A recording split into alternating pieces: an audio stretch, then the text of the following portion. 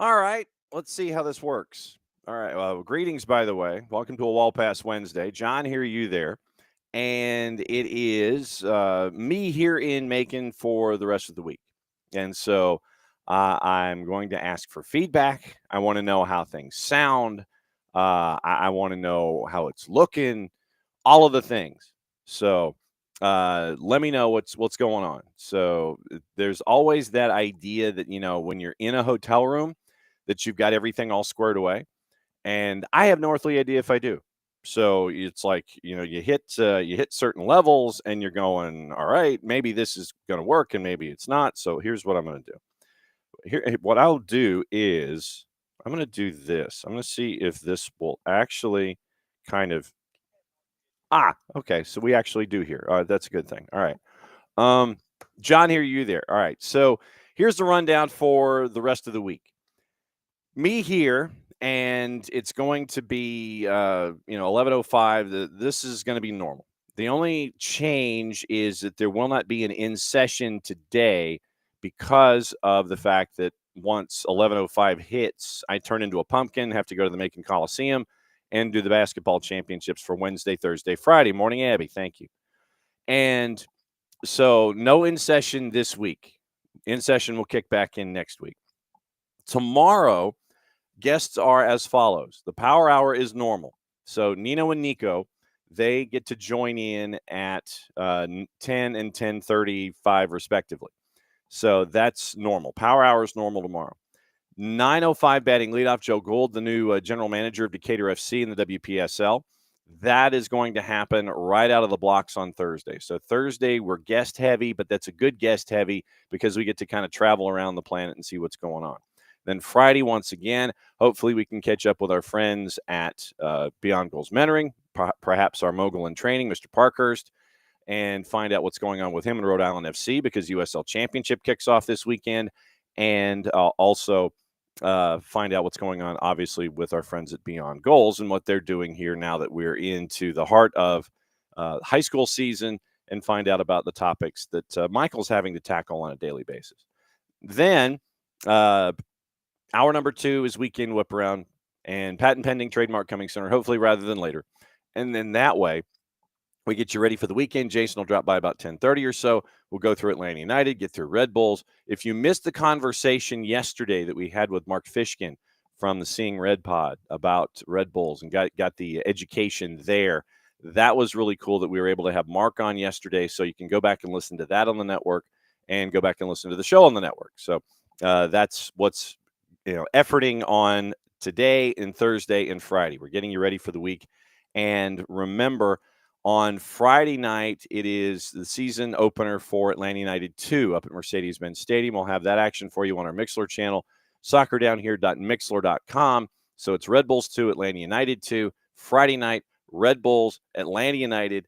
That is Saturday night at Mercedes-Benz, and I will be watching from afar from down here in Macon. Okay, Tyler's going to join us in a handful of minutes, and we'll go through what has been going on in the Scarves and Spikes universe and find out what the vibe has been like there for them after match week 2, getting ready for match week 3, find out what the Scarves and Spikes folks have found out and what they have seen up at the Children's Healthcare of Atlanta training ground, and we'll get you ready for all the thoughts in Tyler's head.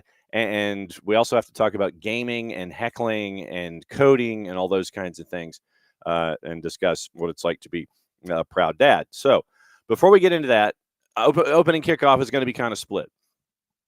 Opening kickoff brought to us by our friends at Kickoff Coffee and kickoffcoffeeco.com. I'll get to the promos in hour number 2. So the abbreviated hour number 1 opening kickoff coffee, kickoffcoffeeco.com. Once again, remember, you can buy out the entire store. We approve. And then once you're done buying out the store, use the code SoccerDownHere15. You get 15% off your purchase.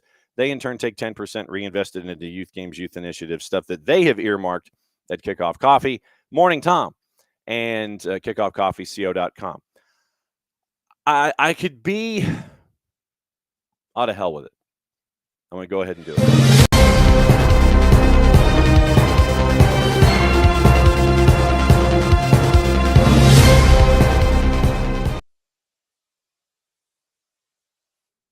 Okay. So I do that on purpose. It has nothing to do with soccer, nothing to do with anything, Atlanta United-ish or anything like that. Other than if you wanted to apply the idea of, okay, there's going to be a Super Bowl halftime show at the World Cup final, and guests are going to be apparently approved by Chris Martin and Coldplay. That is not what I'm talking about. Like I said, this is completely and totally self-serving, at least this one.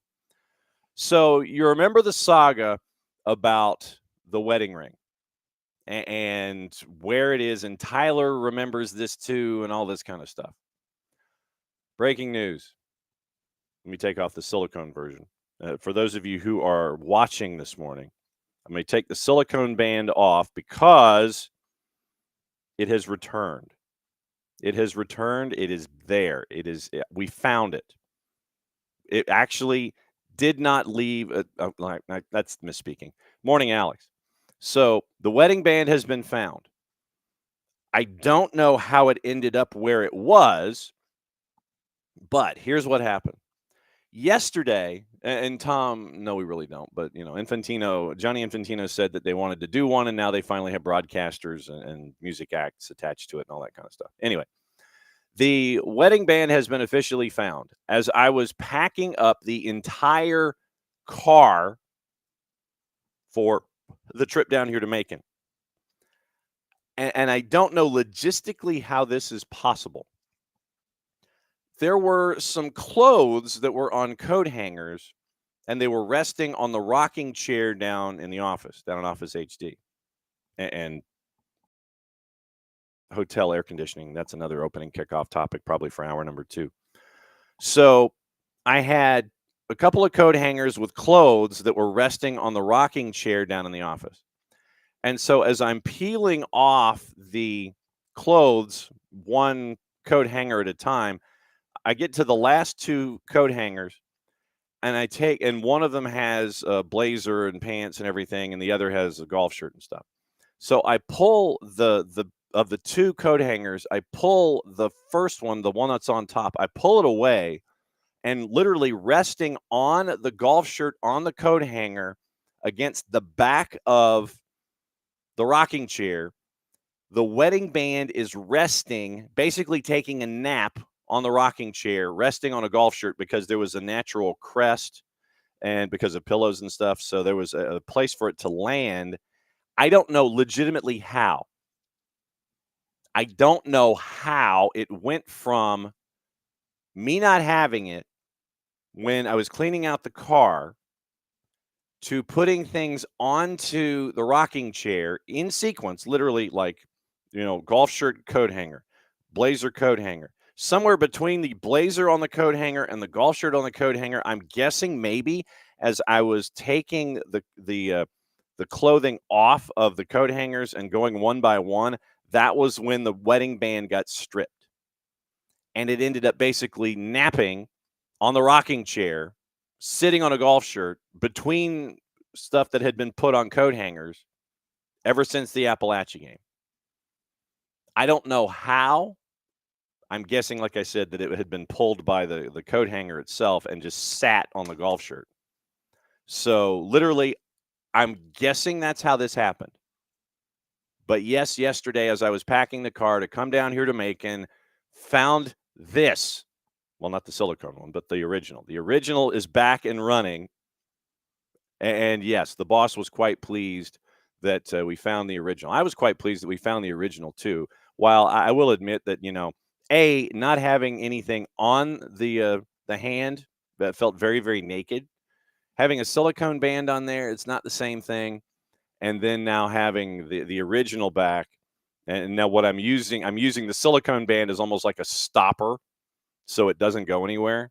So yes, from now on you'll see me wearing both of these. But the key here is that the original has returned. Like I said, I don't know how this happened. I'm guessing, like I said, when I was pulling the clothes up and it, hit the coat hanger, I'm guessing it came off the coat hanger and rested on the golf shirt. I'm guessing that completely. I have no idea. That is my extrapolation of how it happened.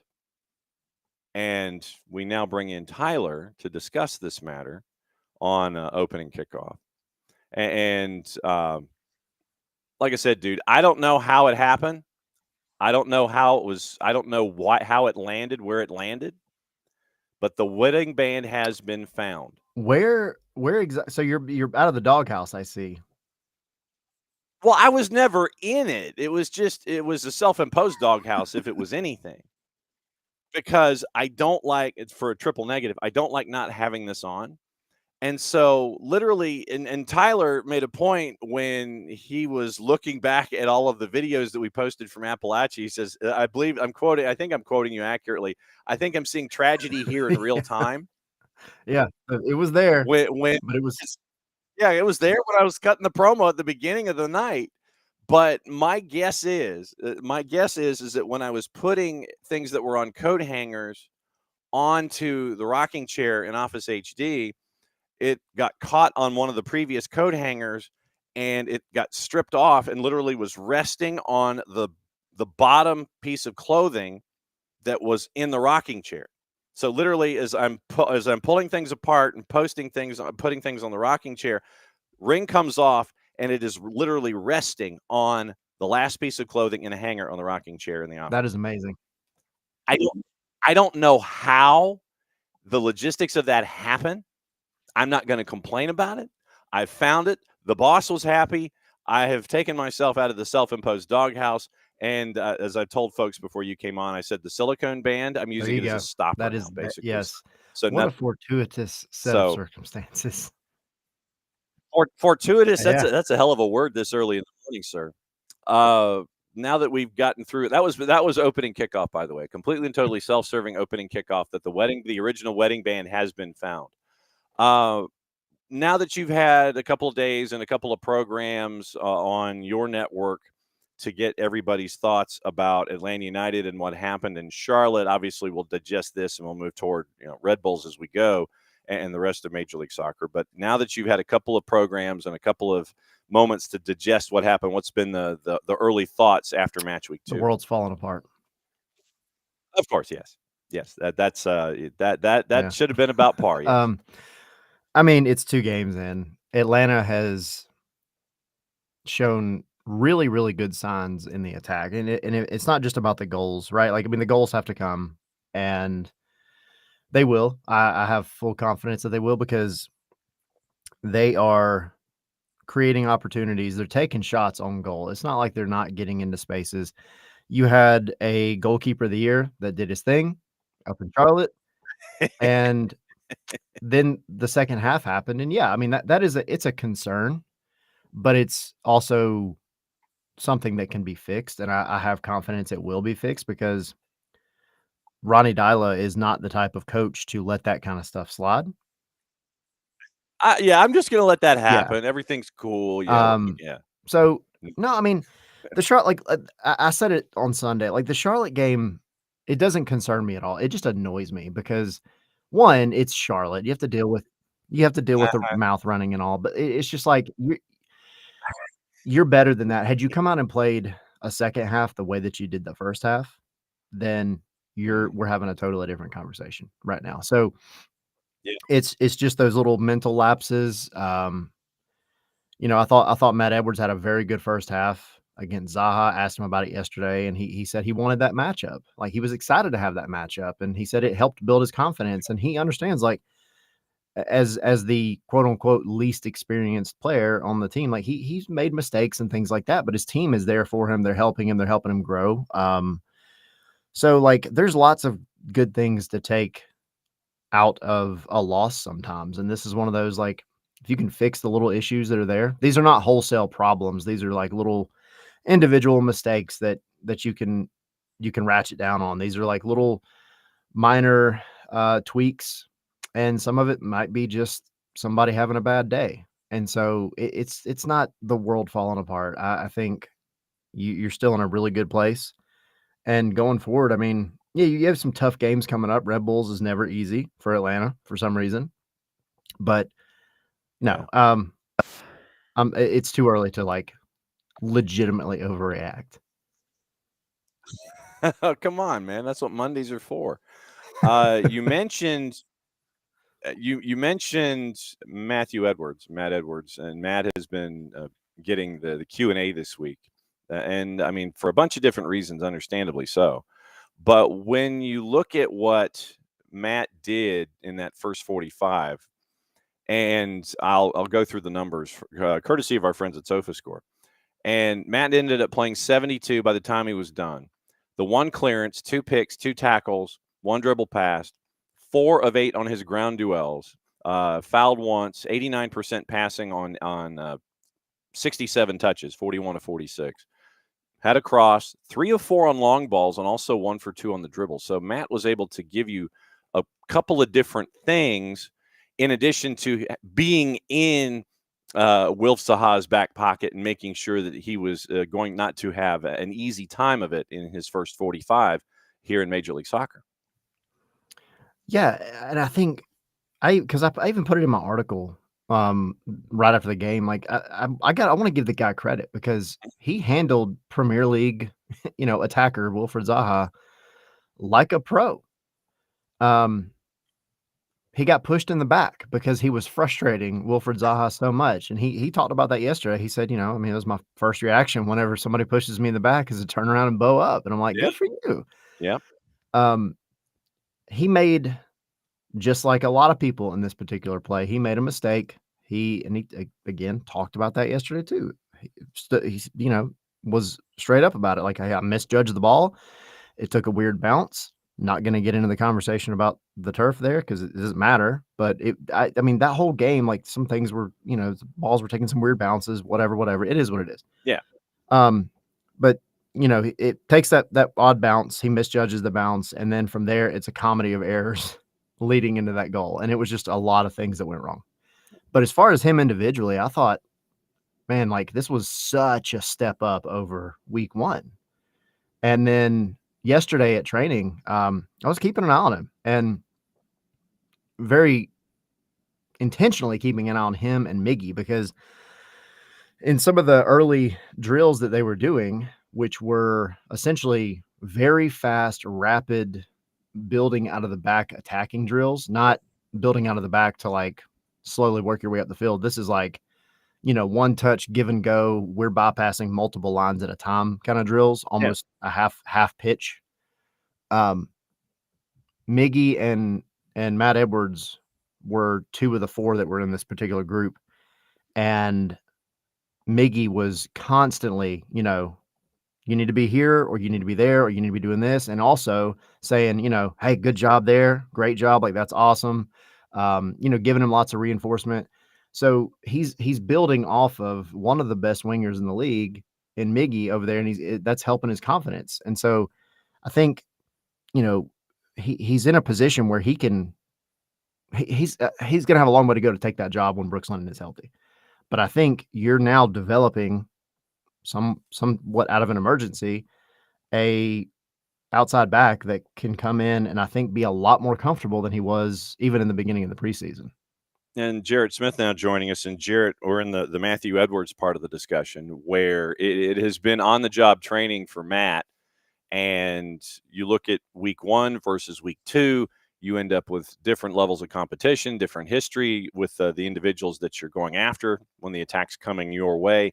And went through Matt's numbers, and you've seen it ever since the time with Atlanta United too.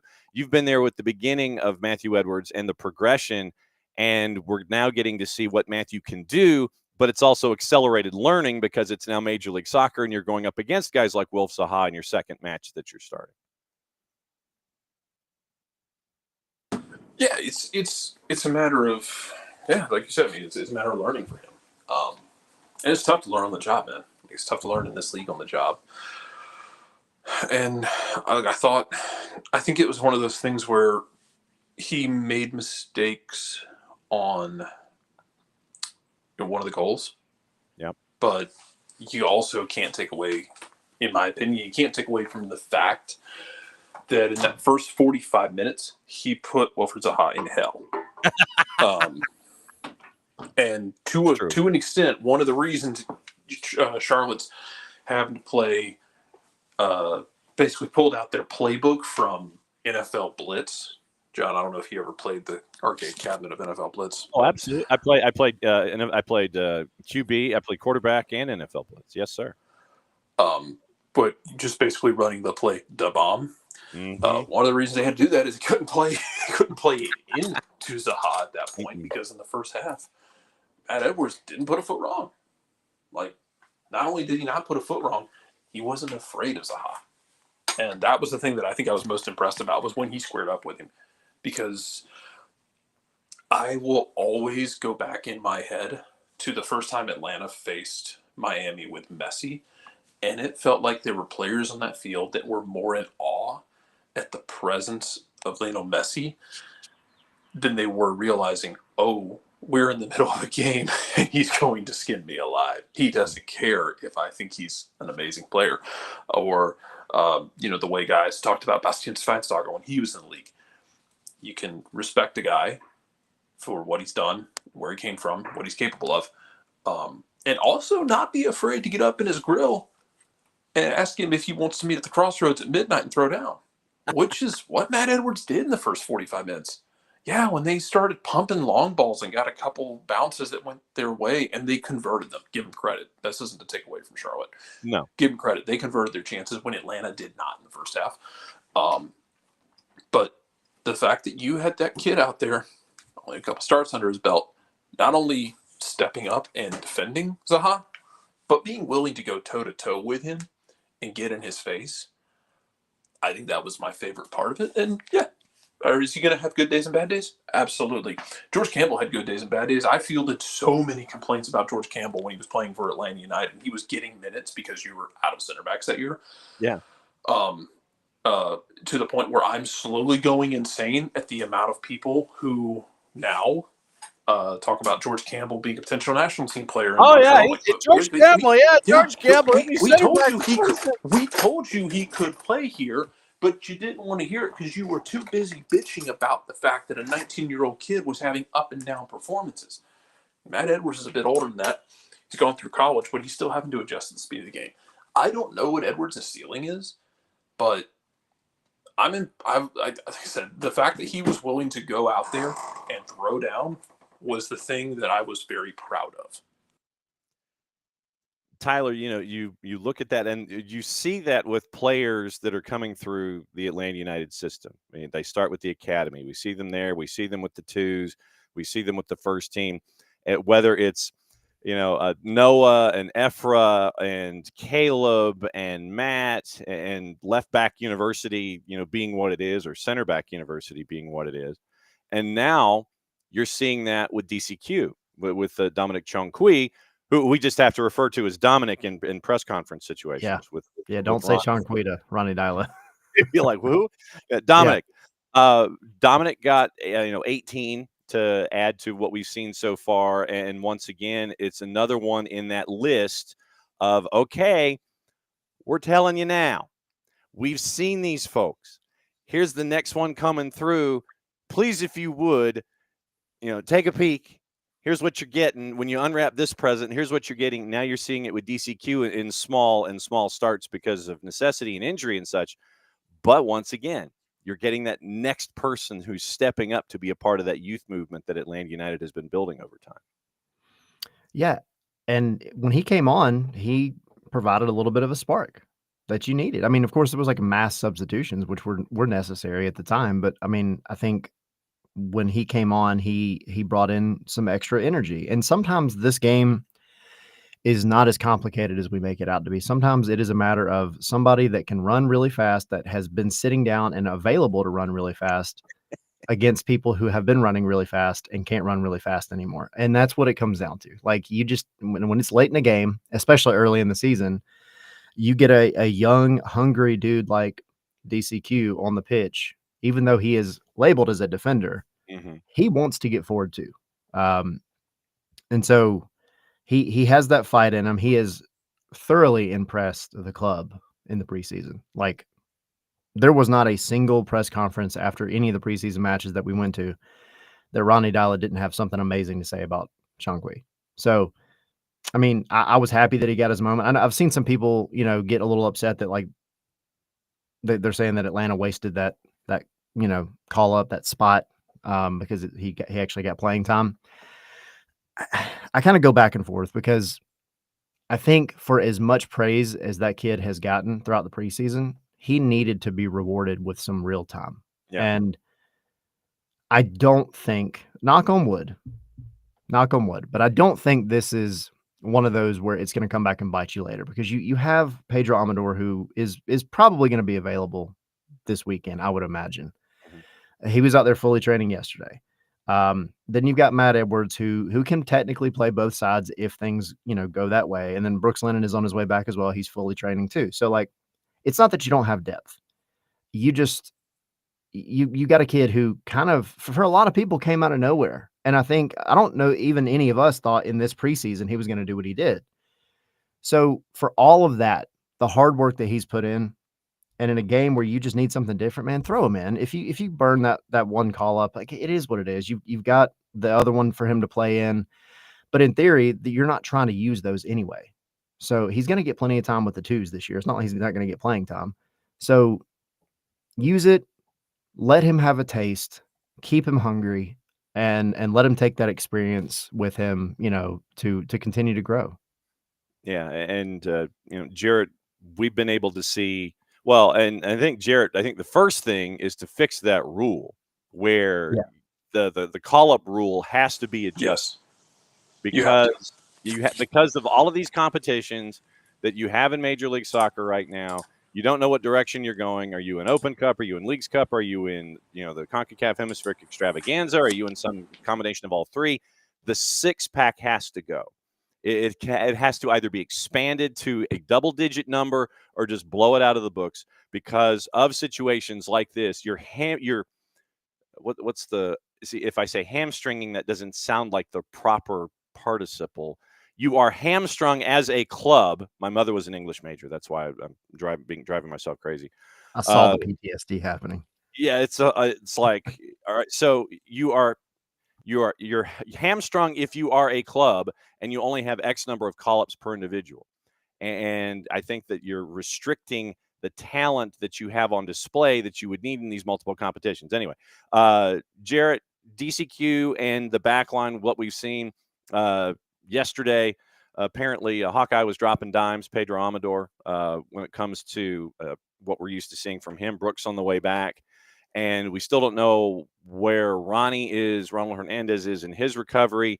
We know that the muscles can be very, very bulky on their own.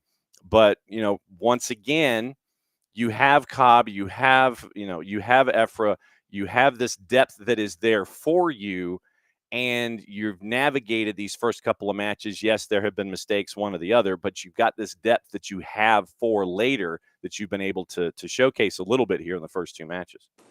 You want to take it a step further? Sure. With depth is I'm with the point now of you're going to have guys out. With international duty, Luis Abraham's going to be out with international duty at some point. You can call me cynical if you wish, and that's okay. I won't tell you you're wrong. There's going to be kind of time that Steven Gregerson's out. He's been too injury prone, and it's not to say like it's going to be terrible, but you're not wishing it on. You're not wishing it on anybody. Of course not. No, you're just going from past evidence. But this is most likely a thing. Give Noah Cobb as many minutes as you can. Same principle of his ceiling is really good, and will he make mistakes? Yeah, he's a kid. Don't care. Give him those minutes. I would rather see those kids make mistakes now, early in the season, and let Charlotte make memes about it, than make memes about the win, and have them ready to play do or die games at the end of the season, where they're willing to die for the shirt. So they're gonna make mistakes. That's okay. It's part of being a kid. Yeah. Like in life, metaphysically, not even just in sports, but give them those minutes. Let them make mistakes. Yep. I mean, Tyler, you're looking at Noah and Ephra. We talked about DCQ, but we all anticipate those moments where you're going to have Noah and Ephra at the back, either out of necessity because of international duty or injury or what have you. And we've seen from both of them, the one moment that sticks in my head is in the playoff series with Messi and friends, where after the match is over, Garth gives the largest bear hug known to mankind to Noah Cobb, and I'm paraphrasing here, says, "I know you had that in you," and in the post match celebration. So having these weapons, and that's what they are. I know you look at a driver's license, you look at a DOB, but look, you're ready to play, you're ready to play. Doesn't matter what the DOB is, doesn't matter what the driver's license says, doesn't matter what the picture looks like, and DCQ's got some amazing flow. That is unparalleled. But it does not matter what the DOB is. If you're ready to go in this system with Ronnie Dyla, with what he's looking for, regardless of position, he's going to put you out there ready to play. He's not shy about age being a part of this whole thing. And to Amelia's question about does Williams lose his starting job, I don't know if he loses it, but I am telling Noah Cobb, go take his job. I'm telling him, I want you to go take that man's job from him and make me start you over him and make me start you over Luis Abram. Jay Fortune should be having the same conversations about, I need you to go prove that you need to be starting over Matthias Glick or Bartosz Slisz. Mm-hmm. You want to have those conversations be a thing. I'm not saying you bench anyone. No. I'm telling those kids, I want you to go play so well, go train so well, go take advantage of moments so effectively that I have to give you those minutes. And we've seen it. I think, there is definitely and I saw the comments. I think Airborne DJ said it earlier. Like, there's definitely some PTSD. 100%. I spent half of our post-match spaces the other day talking about the fan base having PTSD, because it does feel that way. But then I feel like, all right, let's like, I got to take a step back myself too and be like, right. I mean, last year was last year. There's a lot that's changed since last year. Mm-hmm. But then you go into this season, and then you look at a guy like Noah, who, short of the trouble with Benteke last year, hasn't had many steps wrong at all. And to be fair, Benteke was always going to be a tough ask. He's a freaking redwood anyway. Yeah. He's put World Cup caliber center backs in the spin cycle before. Mm-hmm. Exactly. Damning Noah Cobb for giving up a hat trick to Christian Benteke is like getting mad at it's like getting mad at a guy you called up from AAA because he gave up 3 hits against Juan Soto. Yeah, exactly. But I think overall, like, everything that we've seen, especially over the past full year from Noah, going back to preseason last year, I think every time I see him stepping on to the pitch, whether it's as a starter or as a sub, I'm like, okay, I'm happy with this. Like, I don't have any anxiety of like, oh my gosh, like what's going to happen next. I think Noah handles business. And to be fair, Efrain does as well. He just hasn't quite had as many opportunities. But then you go back to the Benteke talk, and he worked Benteke when he had his opportunity. Put Benteke in hell. Yeah. So, like, you've got guys back there who they can do the job. And I don't think this team has a depth problem. I think this team, well, and but what I mean by that is they don't have a talent depth problem. Like, there might be, an argument behind bringing in another outside back just in case, but it's not because you don't have talent there. It's just like, if things go 2022, knock on wood, then you need a body. Yeah. But like, because going back to the stupid, 6-pack rule thing, like, there's only so much you can do. So, but it's not that you have an issue with talent. Like, Noah can come in and do work. I see people talking about Jay Fortune. Jay Fortune, I thought he's had really, really good minutes. Overall, he's working really good with Slish. He's, I think, working really good with Alexi. So, like, you have what you need here. You just have to cut out some of the, I would say, old habits. I know Brad Guzan after the match said that it wasn't old habits.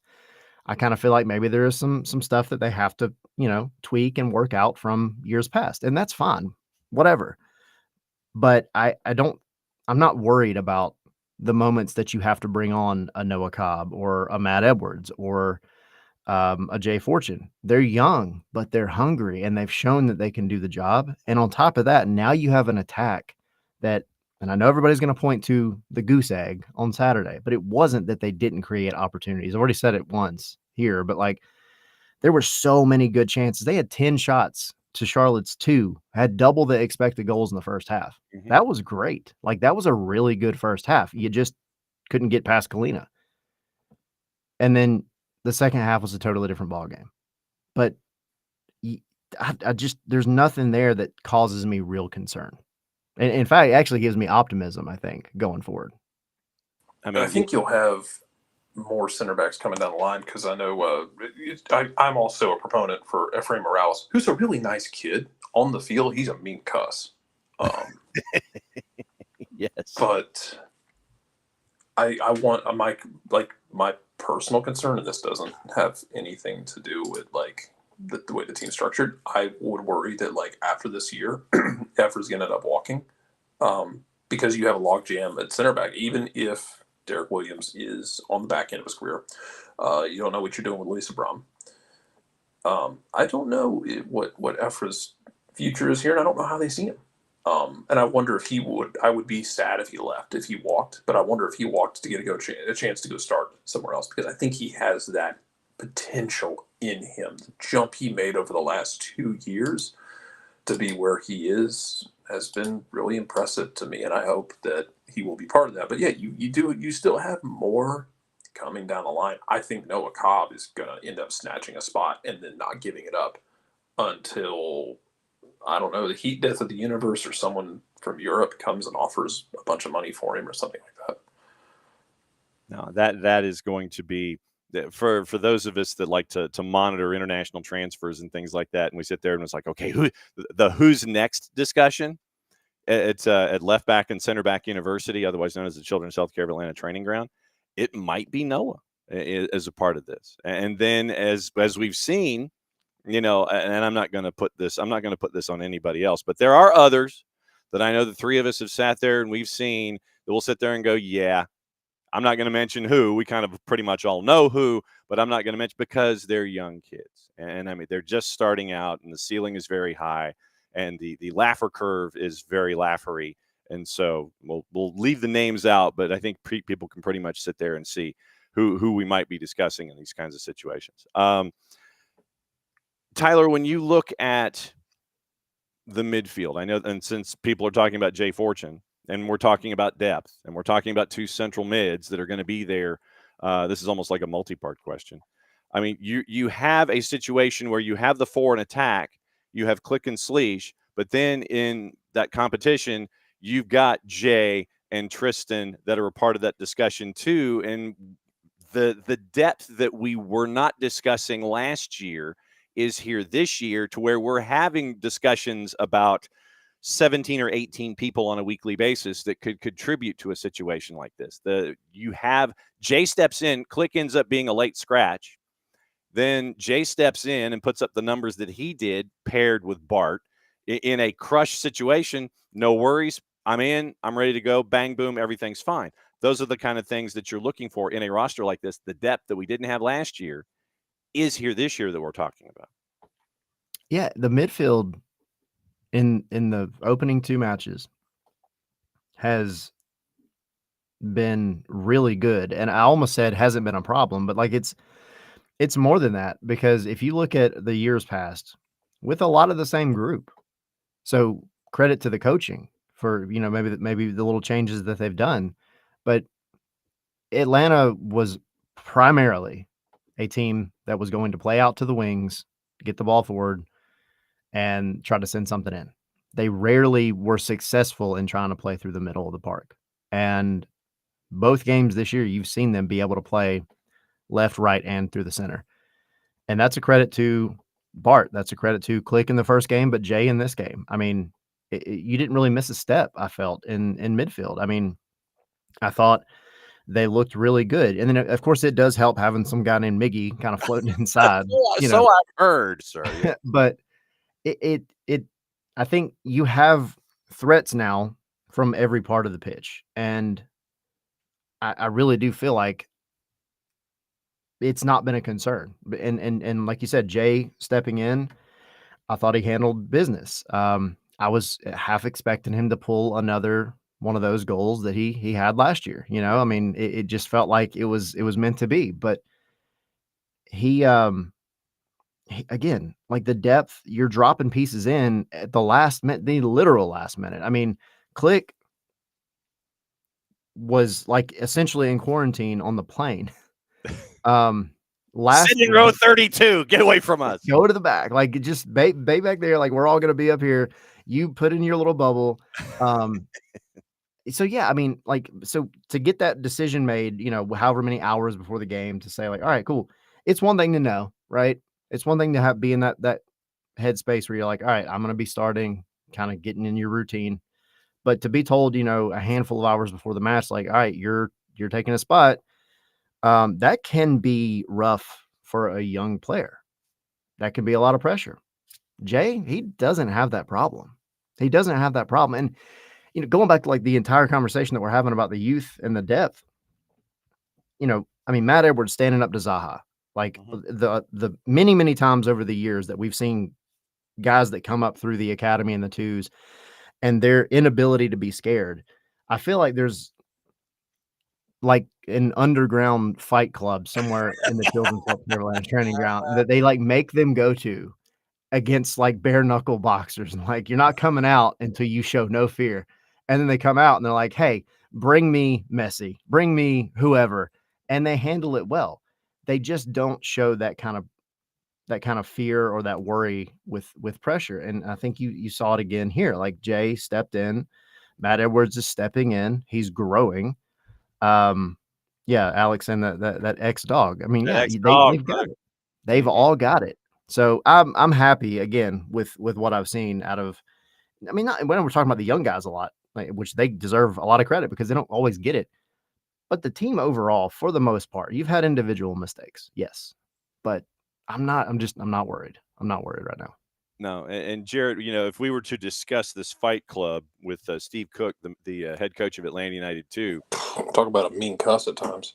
Not us. Steve's a nice guy, but you want to talk about somebody who's not going to talk about Fight Club if it exists? That's Steve Cook. Steve Cook does not suffer fools. Steve's a nice guy. He's really fun to talk to if you get a chance. Yes.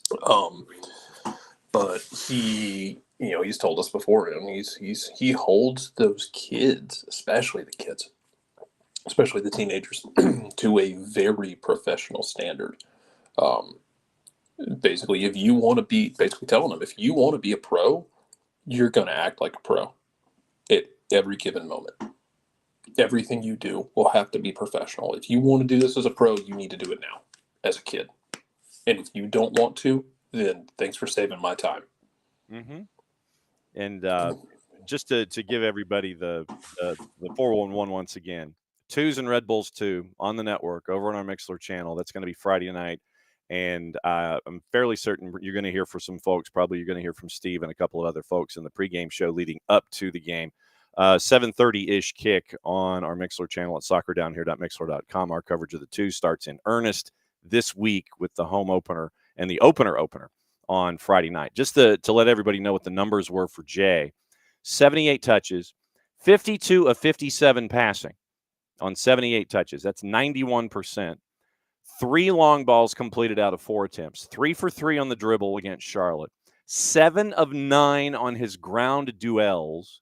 2 for 3 in the air. So on the day, Jay Fortune, 9 of 12 on his duels. He was fouled twice. He had 3 clearances, 3 picks, 2 tackles.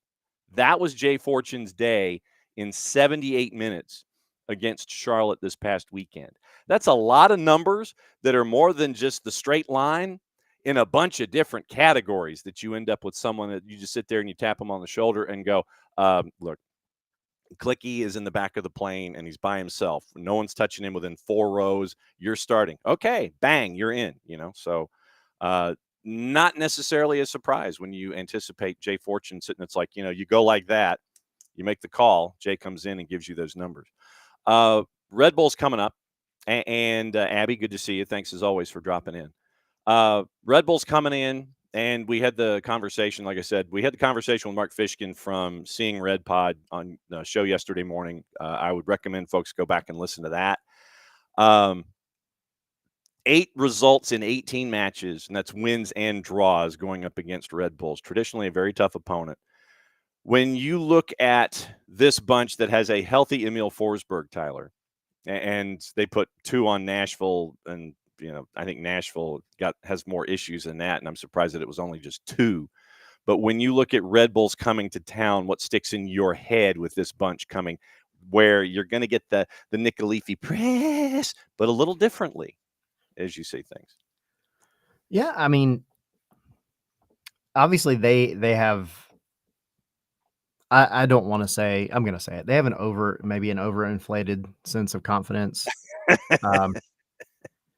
But also, I think they could look at the second halves that Atlanta has played so far and be licking their chops a little bit. And I mean, you said it, and we've said it now, I think, for going back into, September of last year. Like, when this team has Emil Forsberg, they are much better. And they're doing what they need to do to get by and get some results. And I will say, I think they're better this year than they were early. I mean, 2 games in. Yeah. Than they were last year. So, I mean, of course, you had the opener, which since he squeaked by, and then to your point, Nashville is on a different level of I'm not sure. So that's probably the best way to phrase it with Nashville right now, is that they're the league leader, and I'm not sure. Yeah, I don't think they know what they want to do. Anyway, that's a different topic. But no, Red Bulls, you're still going to get the press. Now, what dialect of press that is maybe up for, debate. But ultimately, what Atlanta has to do in this match, one, you're at home. You got the crowd, right? You're going to have hopefully, that kind of edge of the seat, cut it with a knife. Miggy might score in this game, like that kind of vibe. But that Miggy wanted one in Charlotte with that first half that he had. He was pushing to get one in the back of the net. Oh yeah, and he had multiple opportunities in the first half, and that's the thing. Like he got in spots. He tested Kalina literally left, right, and middle of the net in the first half. So he's getting in the right spots. It's coming for him, but the team is going to have to be, and they're going to have to be very confident on the ball. They have to play quickly. They have to play through the press. And that's what they were working on yesterday. It was very fast paced. And sidebar leading into this, like Ronnie Dyla's training sessions are next level. Yeah. They are next level. They are so much more intentional, I feel. And this is just standing there watching them. They're so much more intentional. They are, I don't want to say they're more complex in a bad way. They're more complex in the sense like you're getting guys that know how to do what you want them to do and get them to do it better. It's faster movements. It's one-touch passing. It's, getting those little small details right. And it's being called out when you do something wrong. Like I'm not exaggerating when I say this, and I'm not trying to compare, but I heard Ronnie Dyla, head coach Ronnie Dyla, get onto players more yesterday in 1.5 hours than I ever heard Gonzalo Pineda get onto players in almost 3 years. Different style of coaching. Yeah. And that's fine, but it's just his way. And then his assistants, all of his assistants, they might be with a different group. They're calling people out, but they're also praising when things are going right. And so going into this Red Bulls match, some of the stuff that they're working on is playing through that very aggressive type of press and the pressure and everything else. It looked good. It looked really good. You had just in the sessions, you had plenty of opportunities created. You had goals. You had, you had your goalkeepers doing their job and stopping some shots too, which is good to see. But you had a group of guys that were making it through essentially the simulated press. So, I mean, I'm not as concerned. Of course, you always have to look at the history because, of course, we know the stat. Atlanta's only beat Red Bulls once in the regular season. Mhm. But I really do think with this attack and with some of the fine-tuning that they are going to be doing this week, I think you can come out of this one with a W for sure. And obviously that's Saturday night, 7:40 kick at Mercedes-Benz, and you're going to have to be a part of the group that's going to study it for me, since I will be at the Macon Coliseum watching. Oh, yeah. I'm watching on a device. When you look at that Red Bulls group, they had a formation change late in the year. And to your point, and I know I'm probably stealing a lot of prescription for victory brought to us by our friends at Children's Healthcare of Atlanta when people watch it on the Halo board. But without Emil Forsberg, Red Bulls only won 3 matches in the regular season. And that 3.5 month window where he was injured, they only won 3 times. Then Sandor Schwartz had a formation change, and you can call it whatever you want. I mean, it looks like a 3-4-3. Sometimes it could drift to a 3-5-2. Basically, whatever they line up at, whatever the graphic says, sure, whistle goes, boom, everything, all the bets are off. Yep. But with that press and a formation change, it's coming at you a little differently. You could see as many as 5 of the attackers chasing after the back line of Atlanta United at any given time. So it could be one of those release the hounds moments from Schwartz and Red Bulls, or it could come at you in stages. You just have to be ready to figure out where it's coming from. And from what you were telling me from yesterday at practice, that's what they were trying to gauge. It's like, okay, if press A is coming or alternate A is coming, then B is my response, and I have to do this quickly. So it's what is it? Rush but don't hurry from John Wooden. Is that it? That sounds right. Yeah. So something like that yesterday at practice. Yeah, it was. Again, it was intense. And it was, it almost felt like that. We're going to do this until we get it right kind of thing. And I mean, I'm good with that, but I thought it was very interesting. So as an example, just to kind of lay it out for everybody, I mean, the way to beat a press, there's 2 ways. Either you play through it with very, very good, accurate, quick passing, or you play over the top of it. Right.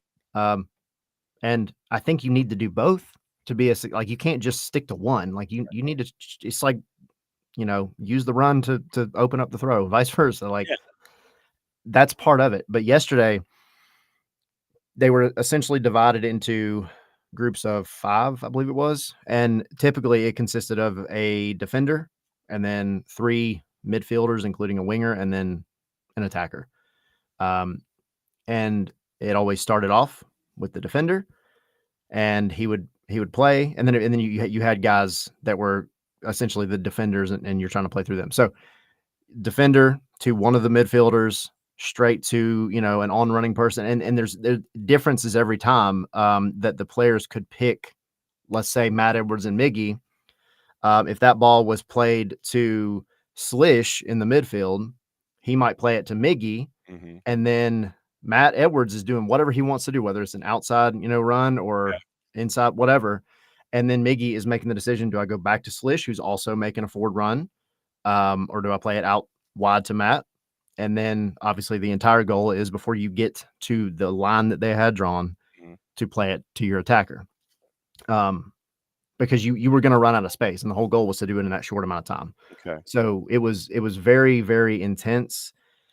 And I think the one part of it, the one aspect of that kind of training session that is easy to overlook, is that right there is how you develop that chemistry of, hey, where is my buddy going to be at this moment? That's the stuff that you don't have to think about, that you develop when you're training.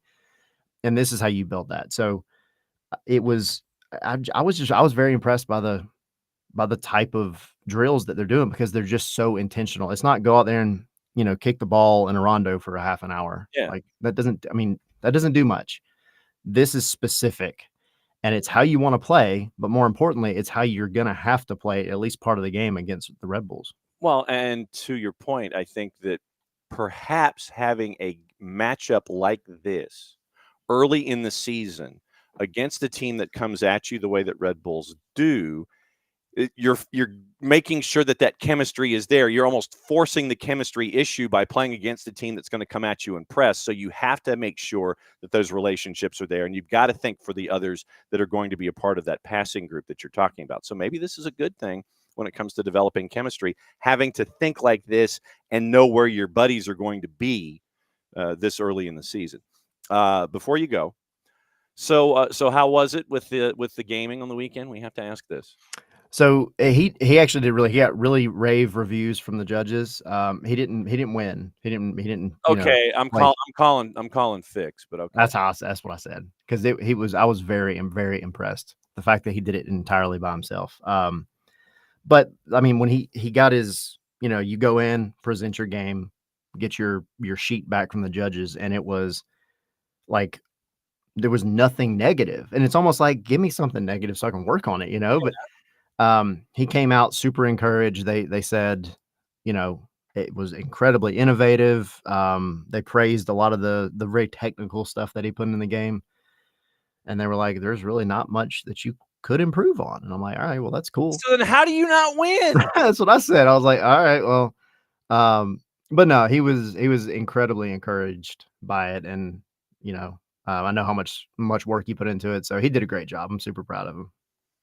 As you should be, but it's like, if there's nothing to improve upon, and then how do you not win if there's nothing to improve upon? I'm still stuck in that judge's logic circle there. So yeah, and then that's the thing too. You don't get to see any of the other. Oh, see, now that other ones, you can't even compare notes with the other dudes. Yeah, you can't compare. Like, what did you do that was better than mine? And you have no way of knowing that. So you'd have to rely on the notes. And I'm like, well, the notes were literally like, highest marks for everything. I'm like, all right, well, that doesn't help me going forward, but whatever.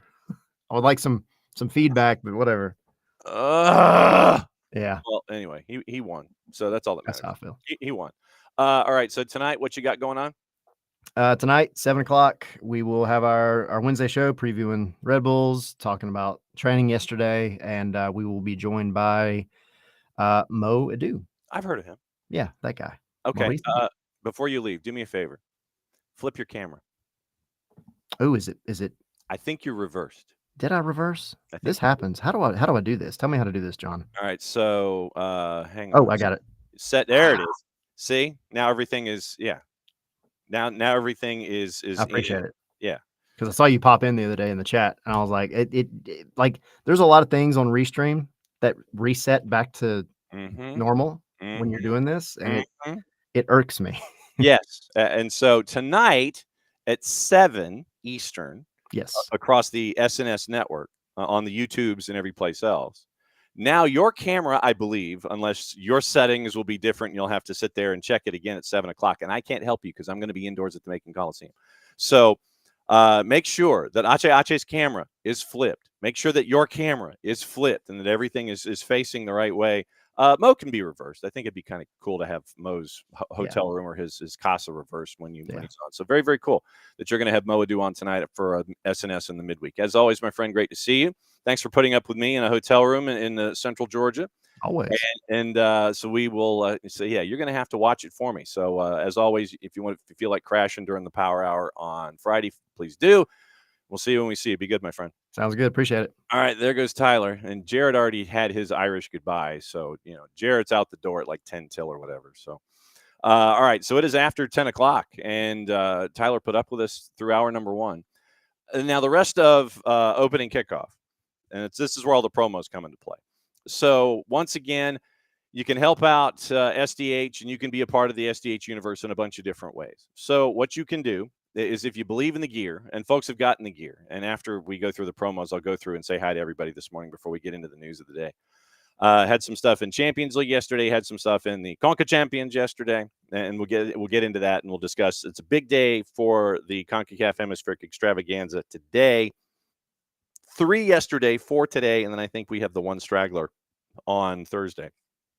But you can be a part of the universe in a bunch of different ways here at SDH. How, you may ask? Well, I'll tell you. We'll start with the Marshall Islands, considering that I do not have the closet door or the door that has the scarves off to my right like I traditionally do and will not for the next 3 days.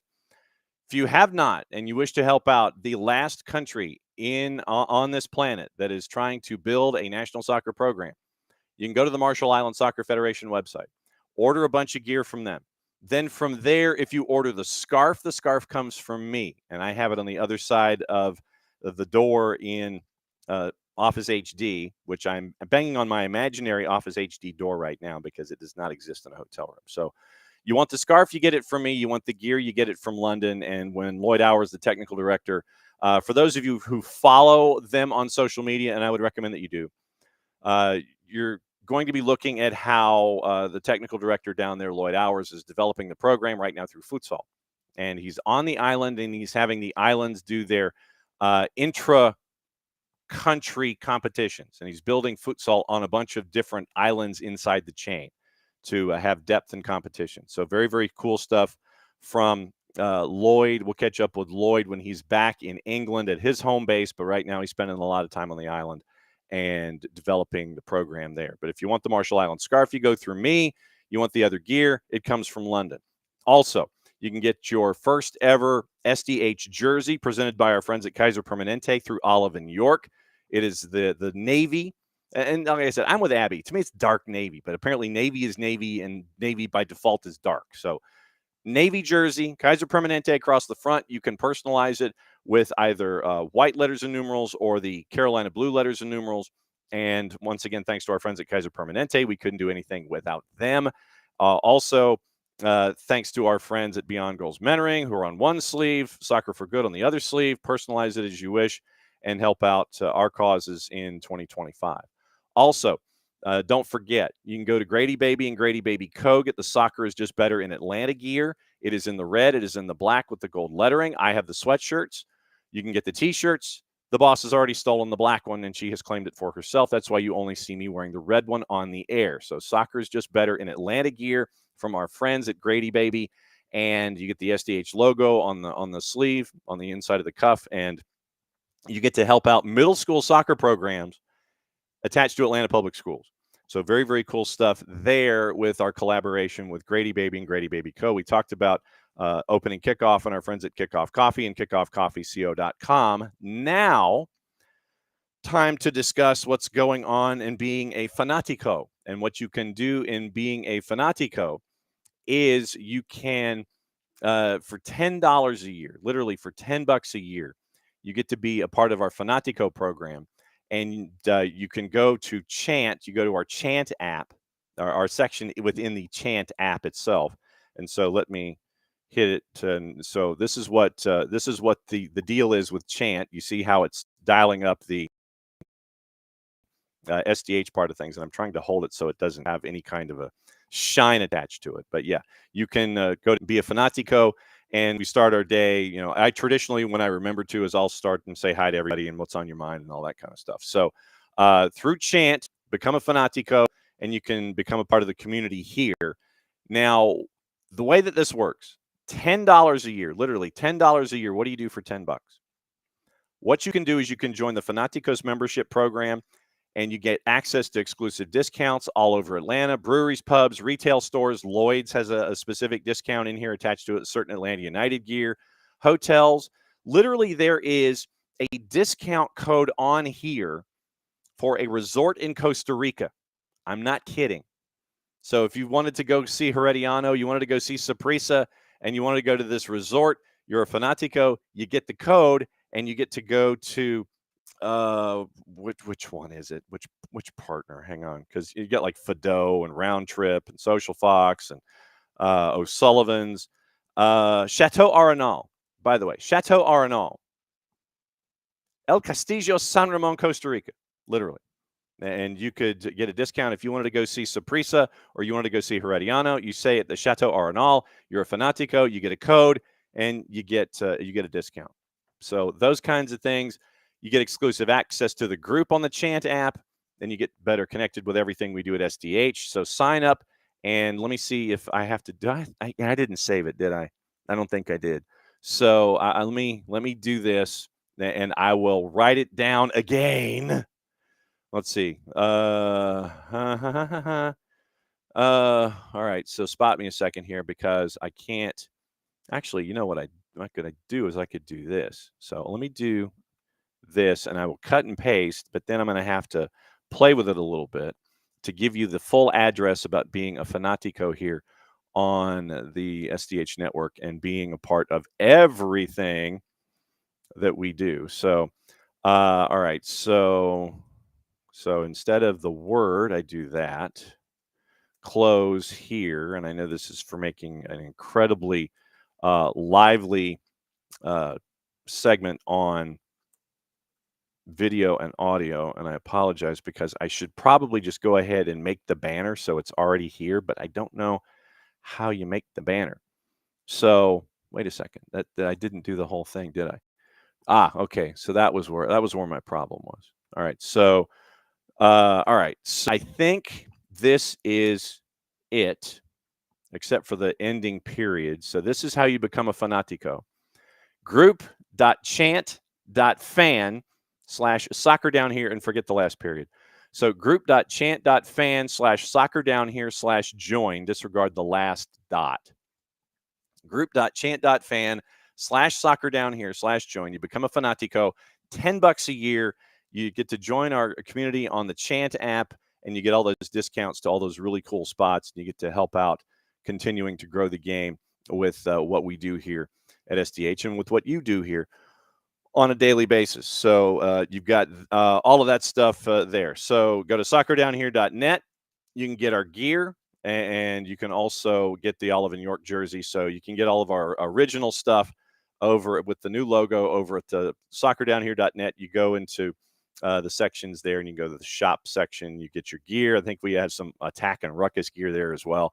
So soccerdownhere.net, Olive and York, Marshall Island Soccer Federation, Grady Baby, Choice D, all the above, and then our go to group.chant.fan/soccer down here/join, become a fanatico for $10 a month. So that's all the promos. And when we have a lot of stuff to promo, that's a good thing because there's a lot of different ways that you can help out as we truly invest in soccer for good here in 2025. All right, time to say hi to everybody.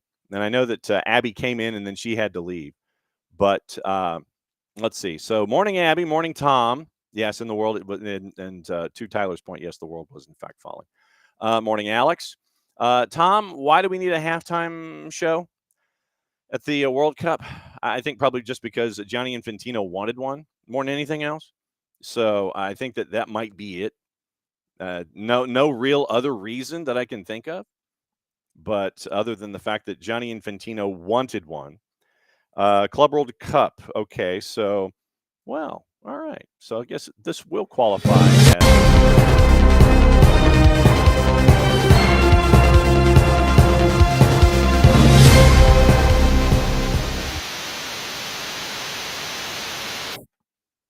and I've yet to figure out how to do the dissolve.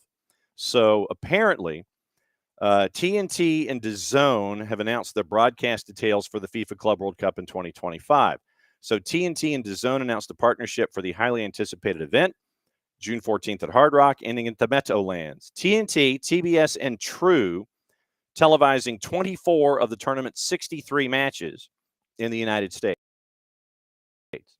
English language studio programming, as well as coverage of the event across Bleacher Report, House of Highlights, and B/R Football.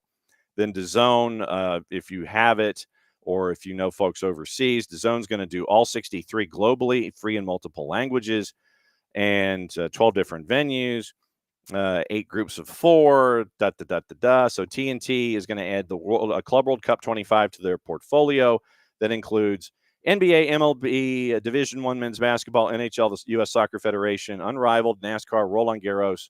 I don't think you can say the tournament that it's attached to without getting into trouble. Roland Garros, the Big 12, and the Big East. So you can add TNT, TBS, and True. 24 of the 63 matches in the Club World Cup are heading to those channels. So 24 of 63 in the Club World Cup are going to those particular channels domestically here. DAZN's going to have them all. And my guess is we'll see what DAZN can do if you don't have DAZN and you want to try to watch the other 39. And we don't know about Spanish language yet either, I don't think. So once again, Tom, do we need a halftime? Do not need a halftime show for the World Cup? Well, Gianni Infantino wanted one. He wants it to be like the Super Bowl, I guess, here in the States. And I think Chris Martin from Coldplay is going to be determining who the guests are, the musical guests So we'll see what happens there. So let's see. And yeah, for those of you that missed it, in hour number 1, I found my wedding band.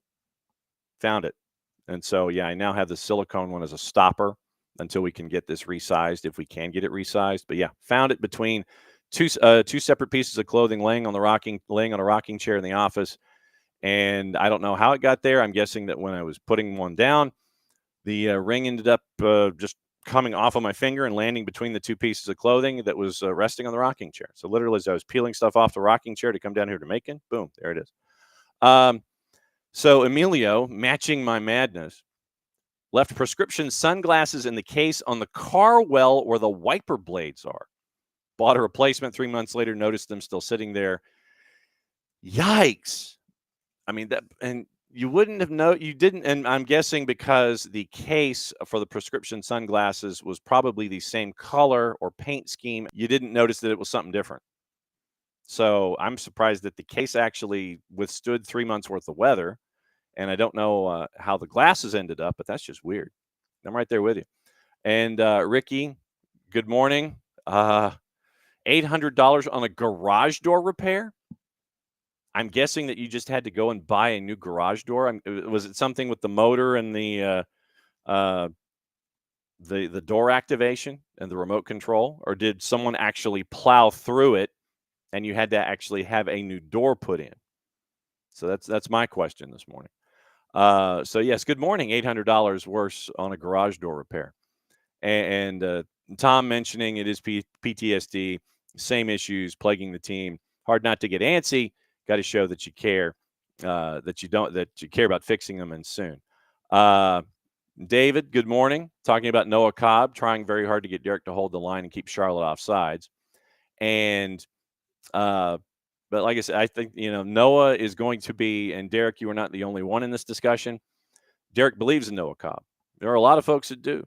And to see how he has continued to grow, and I mean this in the sense of both, physically and, professionally, to see where Noah has come from. Very, very cool. And like I said, we've seen him since he's 15. And when he was with the twos playing at the age of 15, he was still confident playing against dudes twice his age. Didn't care. And so to continue to see that growth has been really nice. Tom asking about priority in the summer window. Anything other than defense, barring major injuries elsewhere, of course, knock on wood. And I mean, I think by default it would probably be the defense. But once again, if you have faith in Noah and Ephra, maybe it's an outside back. Maybe it's somebody who can be a left back for you, because you remember the discussions late in the previous window where they were chasing after the Serie A veteran, who probably just wanted to stay in Italy and had his agent float Atlanta United as a name. So maybe it's a left back to help out at left back, because once again, center back, you've got Noah, you've got Ephra, and at right back, you've got Ronald, you've got Brooks, Luis Abram still a part of the discussion, and the center back pairing. So maybe it's a left back. And remember, you still have the two U22 spots available to you as well. So there's some wiggle room here. Getting someone, possibly, maybe you elevate. If DCQ continues this, I mean, he goes to a twos contract, and then, but like I said, that's down the line. I don't anticipate, like I said, bell curve or anything like that. So maybe it's a left back. I'm guessing left back, somewhere in there, because I think you're okay. You're okay at the 6. You're okay with those 2 defensive midfielders. You're okay in the attack. Maybe you get a backup striker or something like that. Maybe you get a backup winger. You got Cool Hand Luke on the right hand side to help you out as there, Luke Brennan. So I'm thinking left back maybe. But like I said, remember you have the 2 U22 spots available as well. So keep an eye on that. And I know Emilio was wondering about Noah Cobb and Jay Fortune, different places on the pitch. So Jay has been locked down. I mean, go back to, if you have any questions about where Jay has come from, go back to the Messi and Friends match last year at Mercedes-Benz regular season. where Jay got the start and he was clamping down. He and Derek Williams and clamping down on Messi and friends in the attack. Lionel Messi was having very few opportunities to create.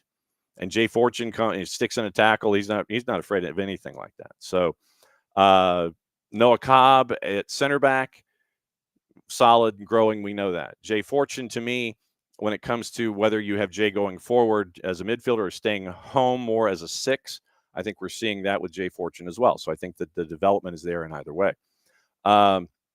So let's see. Morning Pars and Alex. Problem with the depth is we have great depth and we need it too often. That seems to be the problem. And once again, to your point, yes, Emilio needed that depth to survive, especially injuries, multiple cup competitions, all of that kind of stuff. So, I mean, so that's what you're hunting for in these kinds of situations. And so, and Alex is discussing Mateus Clique once again. Love Jay, and you are not alone. And Emilio is pulling back his hot take about Luis Abram. And yeah, Par's mentioning Luke Brennan and Michael mentioning Luis Abram. And there was interest, Michael, to your point, there was interest in Luis in the previous window. Does anything happen in the summer? Don't know. But once again, we always talk about controlling assets and have those kinds of discussions as well. Yes, and the ex-dog. Don't know how Emilio asking about comparing Miggy and Luis Araujo. Sorry. Luis Araujo wondering how Araujo would fare under Dyla or how Miggy would fare under Pineda. Don't know. I mean, it's an interesting philosophical question. And Derek, like you mentioned, Fortune and Sleesh being very good last time out. Like I said, you're stealing my points from Prescription for Victory. So you're going to be seeing. I discussed this as a part of Prescription for Victory on Saturday night, and I also discuss Red Bulls and the relationship of those two number 6s to stopping Red Bulls. And what was the other point? Offense.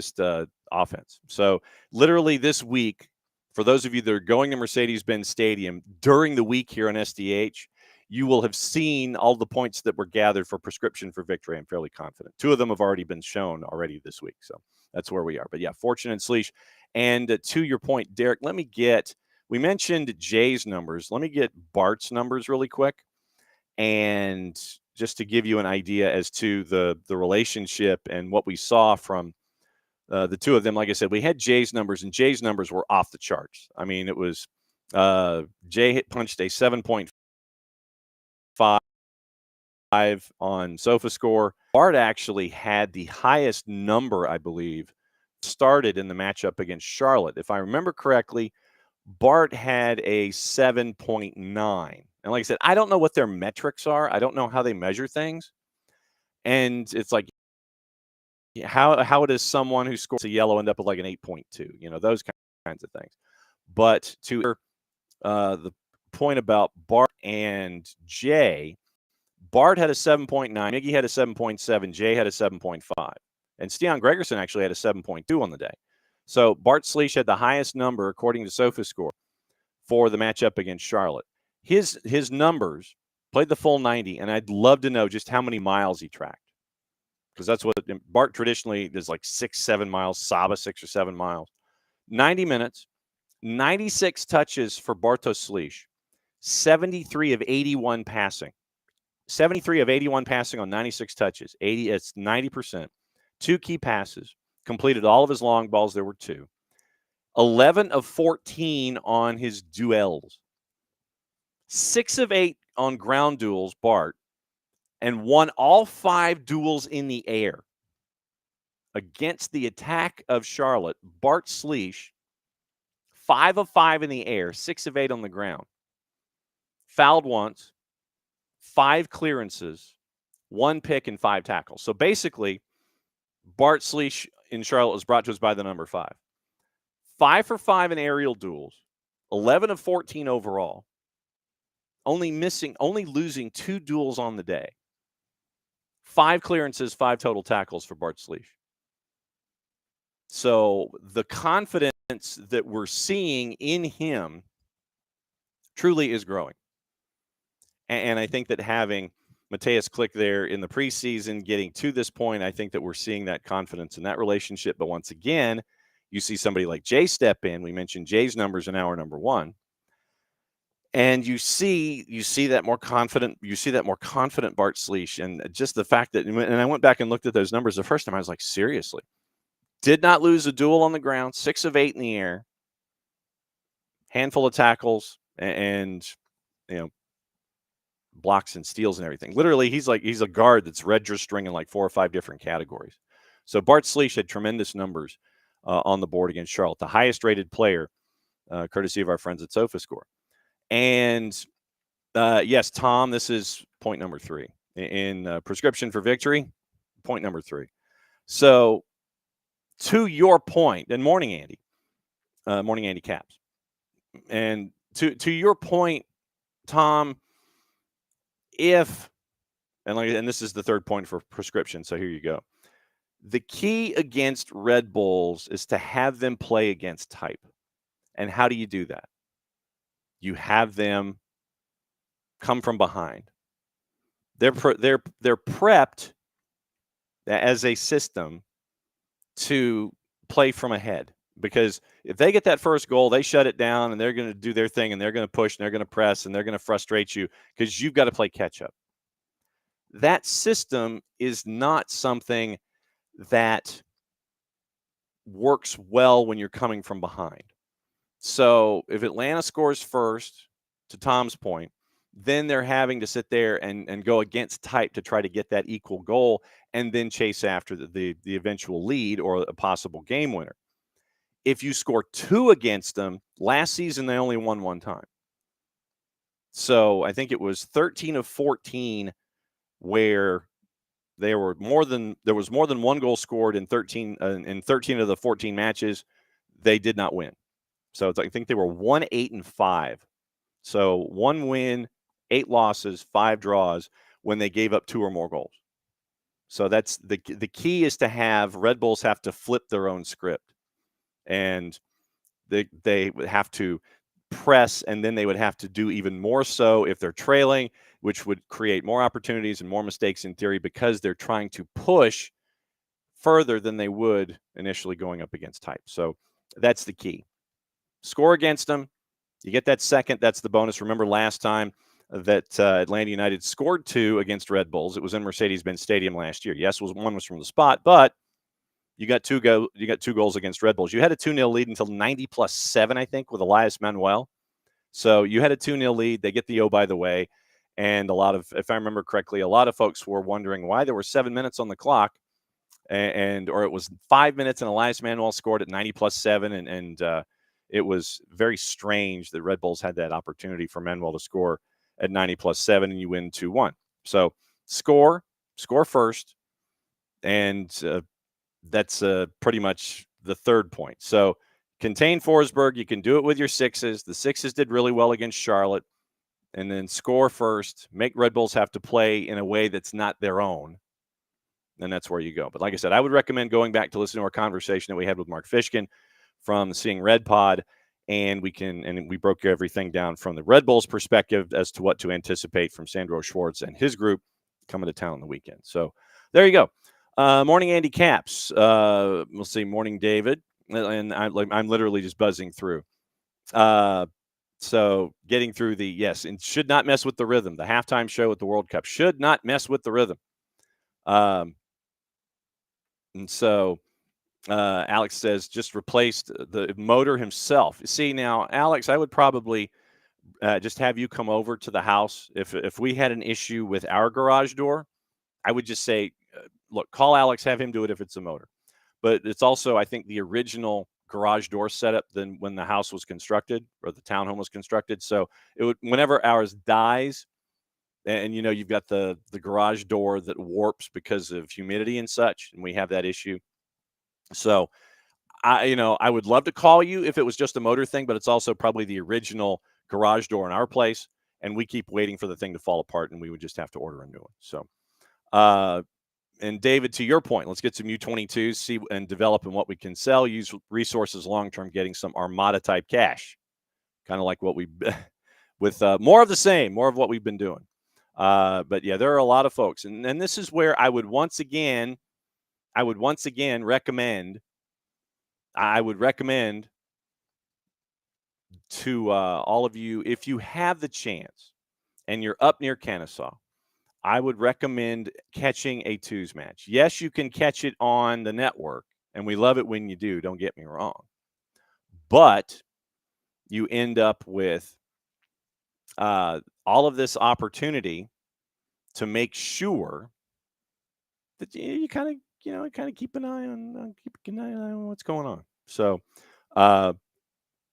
go see the twos. This is my PSA, and I will probably continue to have you go and see the twos whenever you have the chance, because we're having all of these discussions about all of these young players for Atlanta United. And we wouldn't be having this discussion about all these players attached to Atlanta United if the twos did not exist, if the twos were not in MLS Next Pro. And we've covered the twos ever since their time in USL Championship and how they came out of the blocks.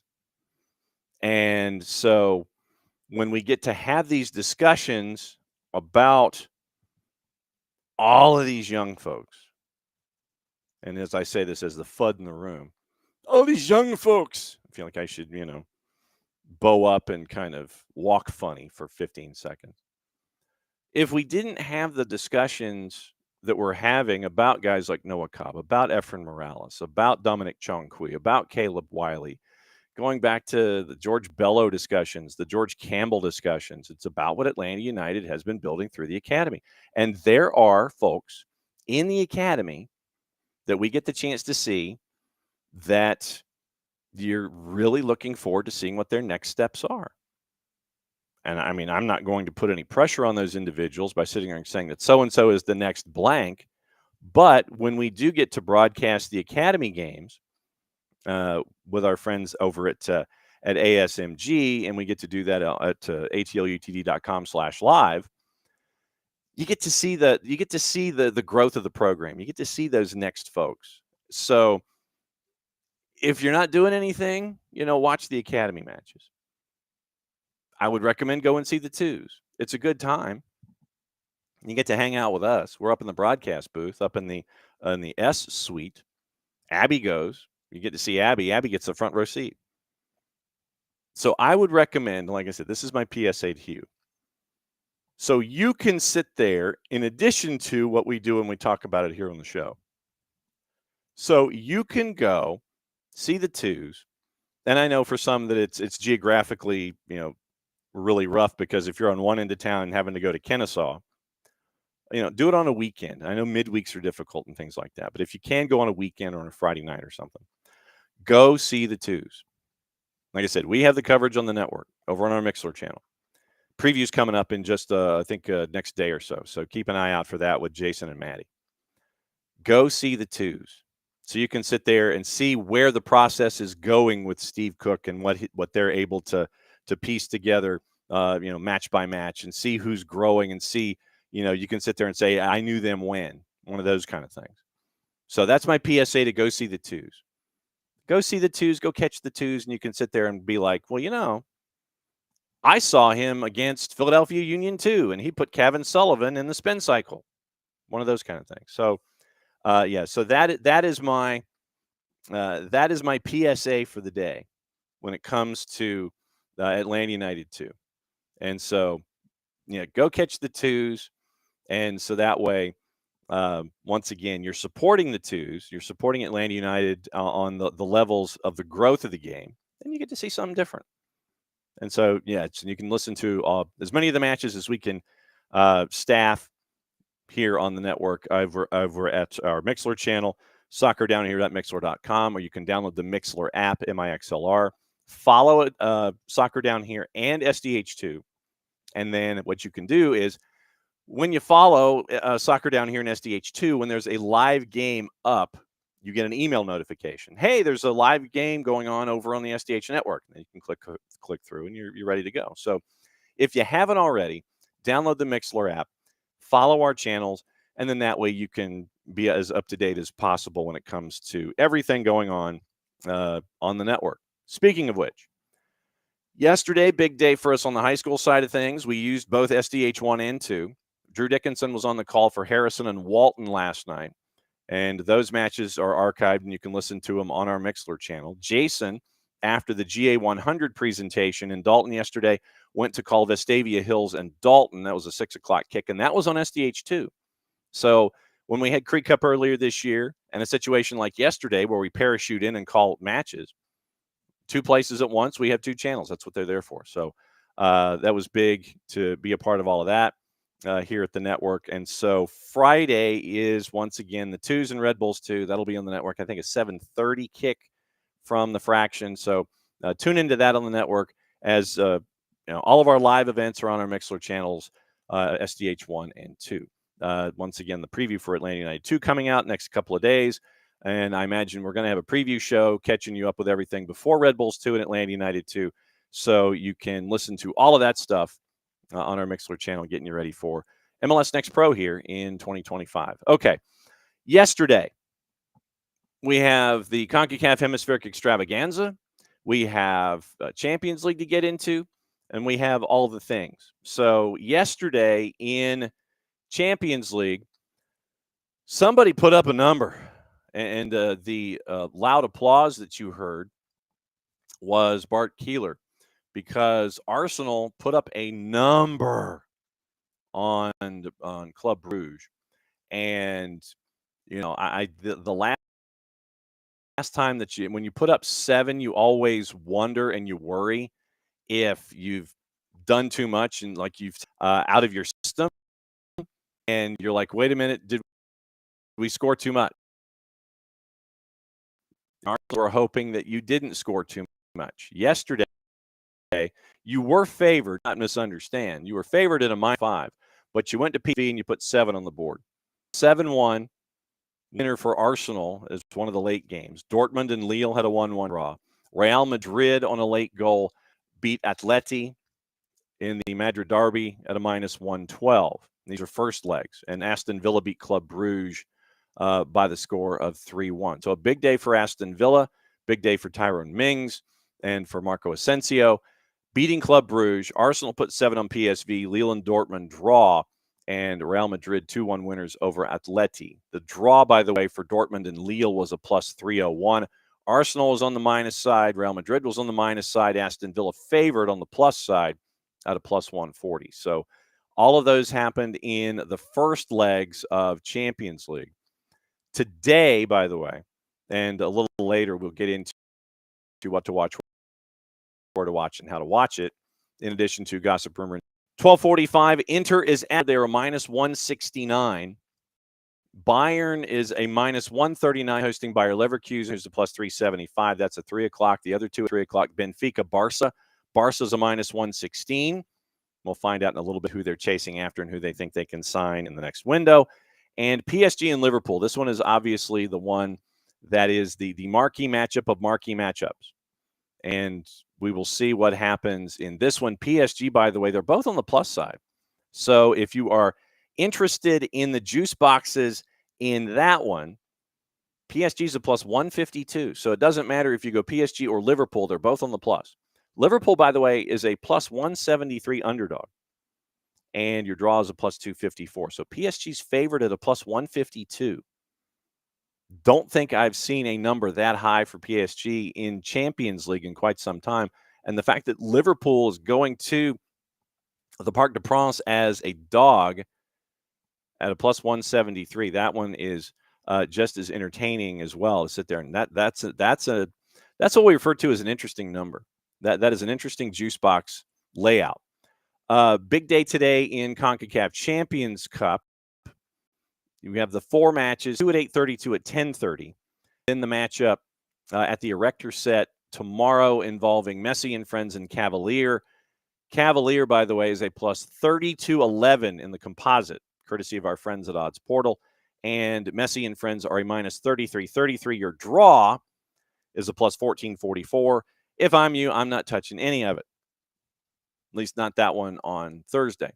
So last night, going through the matchups that were, I don't want outrights. I just want results. I just want results. So yesterday you had a couple of matchups, 6:30, 8:30, 10:30. Cincinnati and Tigres, a 1-1 draw at TQL. That means that the second leg is going to be back home for Tigres. Advantage Tigres, plus 233, and they also got the road goal. Pumas at home beat Alajuelense 2-0. It was a couple of moments for Alajuelense, and Pumas ended up scoring, taking advantage of those mistakes at a minus 238. Pumas gets the Duke. Then the next match is going to be obviously at Alajuelense. And like I said, if you became a Fanático and you went to that particular resort, the Arenal, you could get the discount. And as a Fanático, if you wanted to go see the reverse fixture with Alajuelense and Pumas in a week's time. But Pumas got the Duke at a minus 238, knocking off Alajuelense. And then LAFC, Crew had rotated their lineup a little bit. And we'll get into that lineup in a second. But LAFC at a plus 106 beats Crew at a plus 254. The first goal, if you go back and look at the highlights, a massive giveaway at the back. And you know Wilfred Nancy was not a happy man on that one. So that reverse fixture is going to be intriguing for if you're a Columbus fan, probably for the wrong reason. So Columbus goes to LAFC. They were the late game last night, losing 3-0 to LAFC. That number is a bit surprising. The margin of victory is a bit surprising when it comes to Columbus and LAFC. Got the early goal for LAFC, and they continue to roll on from there. So last night, for Wilfred Nancy is not going to make this any kind of an excuse. So last night, the lineups, you had Nathan Ordaz score after Bouanga got a brace in the 47th minute was officially his brace. So last night, it was Schulte in net, and 1-3-5-2 or what have you. It was fairly first choice at the back. You had Amundsen, Schiberko, Morera. You had DeJuan Jones and Herrera on the wings with Shambois, Nagbe, and Zawadzki, and Rossi and AZ Jackson up at the point of the spear. So now this was first choice. My bad. So having a fairly first choice lineup, DeJuan Jones, AZ Jackson as a part of the mix, and Herrera out on the wing. This was fairly first choice. And you had Denny Bouanga, by the way, 2 goals and a 9.3 according to SofaScore last night. So for LAFC, it was Lloris in net, Palencia, who had been excused after the investigation by CONCACAF, Marlon, Aaron Long, Ryan Hollingshead, your back four, Delgado, Igor Jesus, and Timothy Tillman was your middle three. And then you had Morales, Abobasi, Bouanga, and that was your front three. So couple of differences for LAFC, but when Bouanga gets a brace and you end up giving a third up, then you're down 3-0. But yes, so most of these were first choices for LAFC and Columbus got thumped. And so the return will be interesting to see what happens involving those matches. We'll get into tonight. Andy, it is new for the Club World Cup. The TV coverage was lacking. Yeah, and it was. And Ricky, you are correct that it is on it was on FS2 and it was in places all over. And it wasn't as many matches also. So it was I want to say, was it 10 teams, I want to say? And you had an opening round of like a play-in round, like they have in Dayton for the basketball tournament. And I think you had a play-in round, and then those two play-in teams would advance into the group of 8, and then you had 8, 4, 2, and 1, and that was your title. So you didn't have as many teams in previous clubs World Cup, and it was on FS2, and you couldn't really find all the matchups. And I think the last one was in Riyadh, I want to say. And yeah, it was on FS2, and it was weird hours and things like that. So free on the zone if you can find it. If you can find a zone, then good for you. Then you're one up on the rest of us. and hopefully everything will go there. Let's see. So what's going on with the Timberwolves? When I'm in the Twitch pitch, I can't quite click into the Timberwolves. Did A-Rod end up buying them? Is that what happened? So let's see. So hitting the Timberwolves, hardly home but always repping. Hang on. I'm guessing that was Anthony Edwards. So where are we here? Good. Yeah, it's good morning, Wolves fans. Okay. So what am I missing, Ricky? What am I missing? Tell me what I'm missing with the Timberwolves. Oh, Anthony Edwards repping Atlanta United. Thank you. Okay. So it was in the procession. Yes, it is definitely. Hoops down here. No question about it.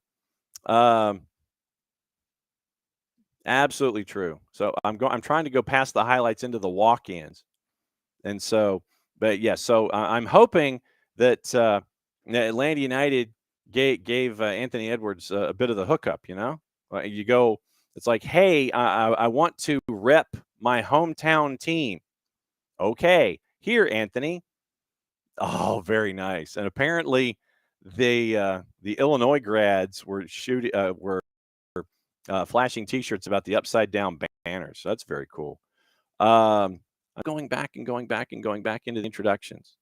See now I'm trying to, there we go. See now Anthony Edwards, and he's got the full thing. He's got the Braves lid and the Atlanta United full warm up. Okay. So that's hardly home, but always repping. And so I'm going to repost that from the Soccer Down Here account. So there you go. It's been reposted. So, and Sammy, by the way, Sammy, welcome this morning. I think this is the first time that Sammy has dropped in. Sammy Hamawi is here. And yes, Messi will play in Jamaica on the 13th. How many minutes? We don't know. But they have sold out the National Stadium. Cavalier does not traditionally play in the National Stadium. They play in their home barn. 35,000 tickets gone like that. No real surprise. So for leg number 2, I would anticipate that the lineup tomorrow against Cavalier at the Erector set for Messi and friends may not necessarily, it'll probably be a hybrid lineup. Won't necessarily be a top lineup, a top lineup per se, but it will be a rotated to a degree. And then you probably will have Messi and friends. You'll probably have the Gulfstream Galacticos start in leg 2. And then once it's out of reach, if it's not already out of reach after leg 1, then you will have curtain calls and things like that. But yes, Sammy, Messi, I imagine Messi will play in that venue. How many minutes, we don't know. Might get the start, might play 45, might get 60, might get moved out. But just keep an eye on. Oh, Aruba. Well, very cool. Sammy, do not be a stranger. We are here from an hour and 43 minutes ago. I don't know the time difference from Aruba to the Eastern time zone in the U.S. You might be a couple hours ahead. But we are here from 9:05 Eastern time till 11:00 whenever. So this 2-hour window traditionally goes for about another 20 minutes, and we're here Monday through Friday. And this is our 7th year of doing it. So thanks for coming in and being a part of it. So there you go. That's the rundown of what is going on with everything that is a part of what we're thinking when it comes to champions. Me to do this, but I'm doing something here, and I'm hoping it's like, all right. So I don't know what happened. So it seems to be wobbly. Anyway, yes, Derek, B-ball down here. So it's hoops down here, without question. It is hoops down here. The machine is telling me to do something that I didn't know that we were supposed to do. Anyway, all right. So let's go back into the juice boxes for tonight for the CONCACAF Hemispheric Extravaganza. Then we'll get into everything else that's gone on this morning, all the headlines and all that kind of stuff before we get out of here. 2 at 8:30, Chivas and Club America. Club America favored at a plus 146. Chivas, the same numbers for LAG at Herediano. And Herediano, They are not playing apparently in the place where, for those of us that made the road trip down to San Jose in CONCACAF a couple of years ago, they're not playing in that building. They're not playing in their native stadium that had the Three Rivers Stadium, Riverfront Stadium, the old school 1970s cookie cutter turf on it that we were used to seeing like in the old, like Cincinnati's Riverfront and all those places. That's what Herediano Stadium had. Apparently, it's undergoing renovation, so my guess is they're playing at the National Stadium right off the freeway as you go from the airport down into downtown San Jose. They're probably playing at the National Stadium. So LAG favored tonight at Herediano at 8:30 at a plus 143. Herediano's a plus 183. Seattle at 10:30 hosting Cruz Azul at a plus 114. And Cruz Azul at a plus 225. And your draw is a plus 233. For those of you that follow our friend Nico Moreno, Nico had news yesterday involving the matchup where a lot of folks from Cruz Azul were not making the trip. So Cruz Azul's head coach confirmed that the reason 7 players did not fly with the team was because of fitness concerns. Vicente Sanchez said the number of games played dictates these sorts of circumstances, sounded confident in his roster depth to get a good result. Those folks are Eric Lira, Nacho Rivero, Rodolfo Rotondi, Charlie Rodriguez, Angel Sepulveda, and Gigi did not make the trip to Seattle. So Yorgos Giacomakis, one of the 7 that did not make the trip for Cruz Azul to go to Seattle to take them on late night tonight. So once again, you've got the 2 at 8:30, the 2 at 10:30. The other one at 10:30 tonight is Vancouver hosting Monterrey. Vancouver favored, not really a surprise, at a plus 143. Your Monterrey is a plus 177, and your draw is a plus 234. So traditionally, as we know from Major League Soccer, Vancouver is a very tough place to play. So Monterrey being a bit of a dog, not a surprise, I would imagine. And remember, they also have Sergio Ramos now. I would think more of the draw option in the matchup with Monterrey and Whitecaps. The lack of folks for Cruz Azul has been leaning towards Seattle, and obviously tomorrow we'll have the discussion with our buddy Nico Moreno about that match and about CONCACAF in general. But 7 players not coming, fitness concerns, schedule compression, what have you. And once again, that goes back to our conversation that we've had in the past about, players not playing in tournaments or not playing in Major League Soccer. We got into it this past week with Messi and him not making the trip to Houston, those kinds of things. You've got CONCACAF. You've got your national team duties. You got schedule compression in MLS. You're playing for your national team. All those kinds of things combine, and you end up with what you have here. And so Nico posting yesterday, 7 Cruz Azul players did not make the trip, Gigi being one of them, and the coach for Cruz Azul confident that he can get a result. So we'll keep an eye on all that stuff when it comes to the CONCACAF Hemispheric Extravaganza. And that's going to be 2 at 8:30, 2 at 10:30. And we will reminisce about that tomorrow. Once again, remember tomorrow, it is Josh Gould, the new GM of Decatur FC.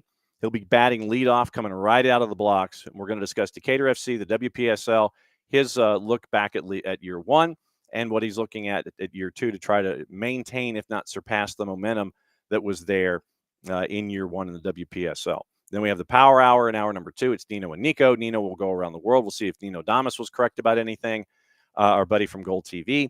And Nico Moreno will discuss tonight in Champions League and everything else. Champions Cup, the Triple C, and anything else that comes to his mind as we discuss MLS from the Pacific perspective. And that will be in the last half hour of the show tomorrow before I head to the Macon Coliseum.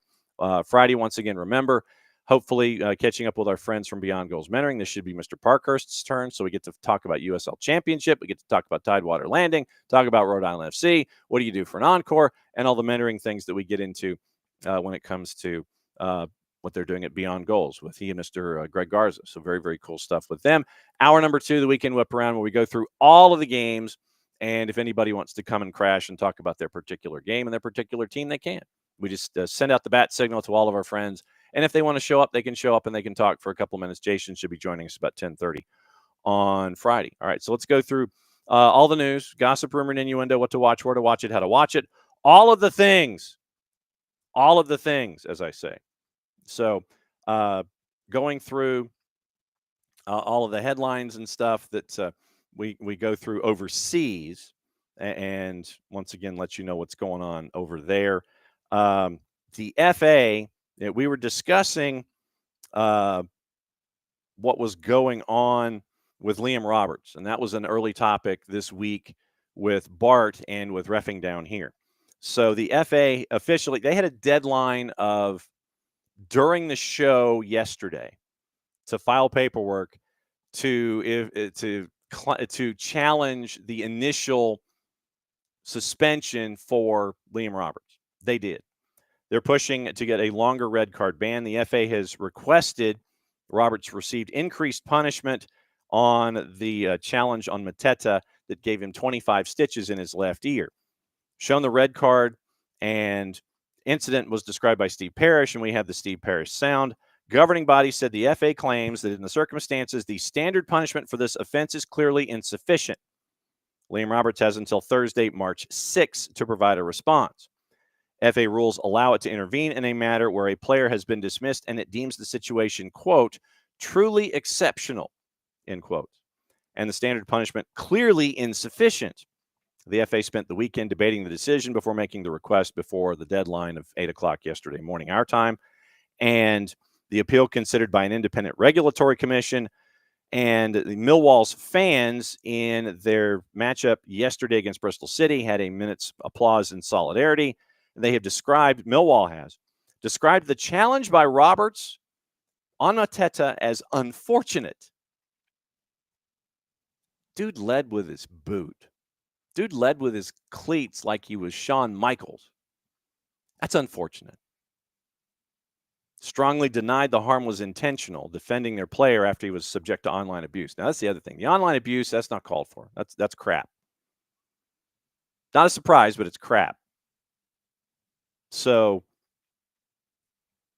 the club said disgraceful suggestions that Roberts had intended to hurt Mateta had contributed to the unwarranted character assassination of Liam and fueled abhorrent online abuse towards him. That's stupid.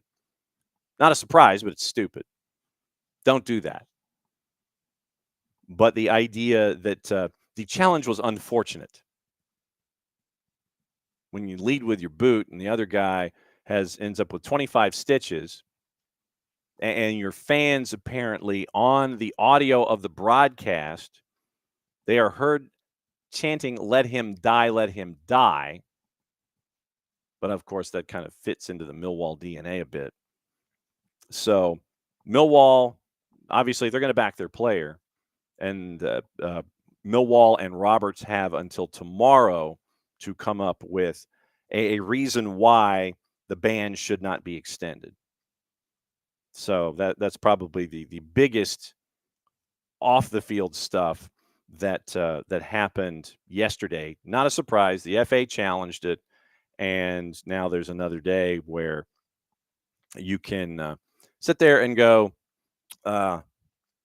yes, they are. Yeah, Tom is Millwall, notoriously one of the most violent, abusive fan bases in the world. Yeah, and they're the ones that have the attachment to themselves. And the story that goes, there was a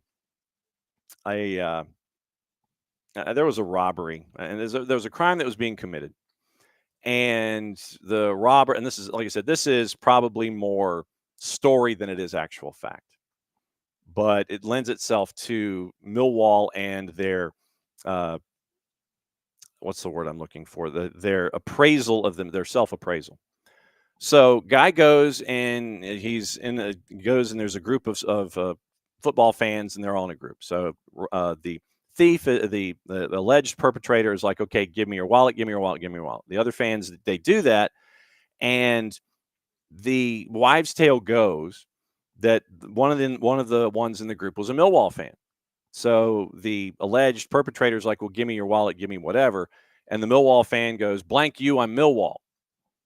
And so obviously the alleged perpetrator stopped in his tracks right there and did not get the wallet or anything from that particular fan because of them being Millwall. So, so Millwall has that reputation, Tom. Yes, they do. So, yeah, when you're chanting let him die, yes, you're going to back your player. The fans are chanting that. Allegedly, you hear it on the broadcast. So, not a shock you back your player, but, so we'll see what happens involving Millwall and Liam Roberts and see what it looks like going forward. Arsenal have raised season ticket prices after giving an executive a £635,000 pay raise. Looks like Liverpool is targeting Milos Kerkez from Bournemouth at the tune of £40 million. Alexander Isak apparently had $86,000 worth of jewelry stolen recently. And so they're trying to track down the folks that might have been responsible for that. And let's see. There's the notes that we were discussing. No, that's not what I was talking about. But okay, fine. It just decided to reset itself. And I think that's pretty much the news. So let's get into the gossip, rumor, and innuendo before we get out of here. And once again, keep an ear out and an eye out for the preview for Atlanta United 2 with Madison and Jason. The twos on the network Friday night, 7:30 on our Mixlr channel over at soccerdownhere.mixlr.com. That's Kick. Probably have a bit of a pregame show considering it is the first match of the year for Atlanta United 2. Now, gossip, rumor, and innuendo, what to watch, where to watch it, how to watch it. My guess is that for off the top of my head, for the CONCACAF Hemispheric Extravaganza, you're probably going to have to balance it since it's two at one time slot and two on another time slot. You're probably going to have to balance it between 2 VIX and or FS2. So that would be my guess when it comes to everything there. Also, the rest of the gossip on the board, according to our friends at the BBC, Liverpool considering an approach for Rafa Leao. AC Milan's forward is also wanted by Barcelona. My point always, where Barcelona is concerned, they're going to have to sell to buy because they can't just buy dudes. Bayern reduced their asking price for Kingsley Coman as they look to offload the forward in the summer. That's from our friends at Build. Darwin Nunez has told Liverpool he was unhappy, wanted to leave in January, but a switch to Al Hilal was blocked. Spurs believe they're in the driver's seat to sign Tyler Dibbling, who's unhappy with the new contract that was offered at Southampton. Manchester City want to bring in Leicester's Jeremy Monga, but will have to go through a tribunal to agree to a compensation fee for the 15-year-old winger that comes from a 3-letter paper. Pep is also tracking Theo Hernandez at AC Milan. Eric Dyer would like to stay at Bayern beyond the end of the contract this summer, but the former Spurs defender is waiting for the club to make a decision. That comes from Florian Plettenberg at Sky Germany. Barcelona, PSG, and Juve are interested in Arsenal's Thomas Partey, whose contract expires at the end of the year. Victor Lindelof wants to leave Manchester United this summer and return to Benfica. Keep an ear out tomorrow for a new 3D. Jack Grealish could leave Manchester City this summer. I believe we've heard that probably for the last couple of years, but the 4-letter paper has decided to recycle that information. We mentioned Milos Kerkez and Bournemouth and Liverpool now being interested for $40 million. Dortmund preparing for the departure of Jamie Gittins, with Chelsea, Liverpool, Manchester United, and Spurs interested. West Ham could challenge Newcastle for the signature of Strasbourg's forward Emmanuel Omega. Southampton defender Taylor Harwood-Bellis wants to remain a Premier League player next season amid interest from Palace and West Ham. And Liverpool want Wolfsburg's Konstantinos Kouliarakis, but could face competition from Palace and Villa for the center back. Now, what to watch, where to watch it, how to watch it before we get out of here. And just as your public service announcement, once again, I'm on GPB starting at about 11 o'clock. So I'd start 1 o'clock, 11 o'clock Saturday. From 1 until about 9:30. All the basketball championships are on GPB, gpb.org, the sports app, all of our social media. So we'll be in Macon live on the air starting about 1 o'clock. Full TV schedule for today. Once again, the 4 matches in the CONCACAF Hemispheric Extravaganza. BN en Español, simulcasting Libertadores, Barcelona, and Corinthians at 7:30. Sudamericana has Mushukruna and Orense at 9. If you do not have the BNs, you can get the BNs at Fanatis, fntz.co/soccer down here. You get all the BNs, CDO, Nuestra Tele, For the Fans, TSA, our buddy Nino Torres and Gold TV, Liga 1 Max Pro, all of the things. You can get it at Fanatis. Join Fanatis. I'm a member. Jason got me hooked. I blame him. CBS Sports Network has Feyenoord and Inter at 12:45. FS2 has Herediano and LAG, and Seattle and Cruz Azul as their doubleheader. BN en Español simulcasting Libertadores and Sudamericana. 2 has Feyenoord Inter at 12:45, Benfica Barça at 3, and Guadalajara and Club America at 8:30, Seattle and Cruz Azul at 10:30. So like I said, flip FS2 and 2 just have them both up. Unimas, Feyenoord Inter, Benfica Barcelona, Guadalajara, Chivas, and Club America. Paramount Plus has all 4 of your Champions League matches, the one at 12:45 with Feyenoord and Inter, and the other 3. Bayern Munich, Leverkusen, Benfica, Barca, PSG, and Liverpool. VEEX has all 4 of the CONCACAF Hemispheric Extravaganza matches, the 2 at 8:30 and the 2 at 10:30. DAZN USA has the Coppa Italia Femminile, Roma and Sassuolo at noon, and the German Frauen Bundesliga with Jena and Freiburg at 12:30. ESPN Plus has the English Women's Super League, Chelsea and Leicester at 2:30. That's a show. Thanks for everybody. I know it's a pay rise in England, Tom. It's a pay rise here, but we're not doing the show from over there. If I was on that side of the pond, I might say pay rise and sit there and go, pay rise. Yes, it's a pay rise. So it's a pay rise. We'll be back at it again tomorrow, and we'll be back at it again 9:05. Once again, Stacked Show. Josh Gould, the new GM at Decatur FC. Power Hour at 10 o'clock, Nino and Nico, and we break down everything that's going on, plus all the news and everything that happened today. So thanks for hanging out with us. Thanks to Tyler. Thanks to Jarrett. And thanks to you, as always, for hanging out. And we'll be back at it again tomorrow at 9:05. I'm heading over to the Macon Coliseum to wear makeup and a suit. Mucha platial. Play it safe since it's the end of the show. That means I get to do this.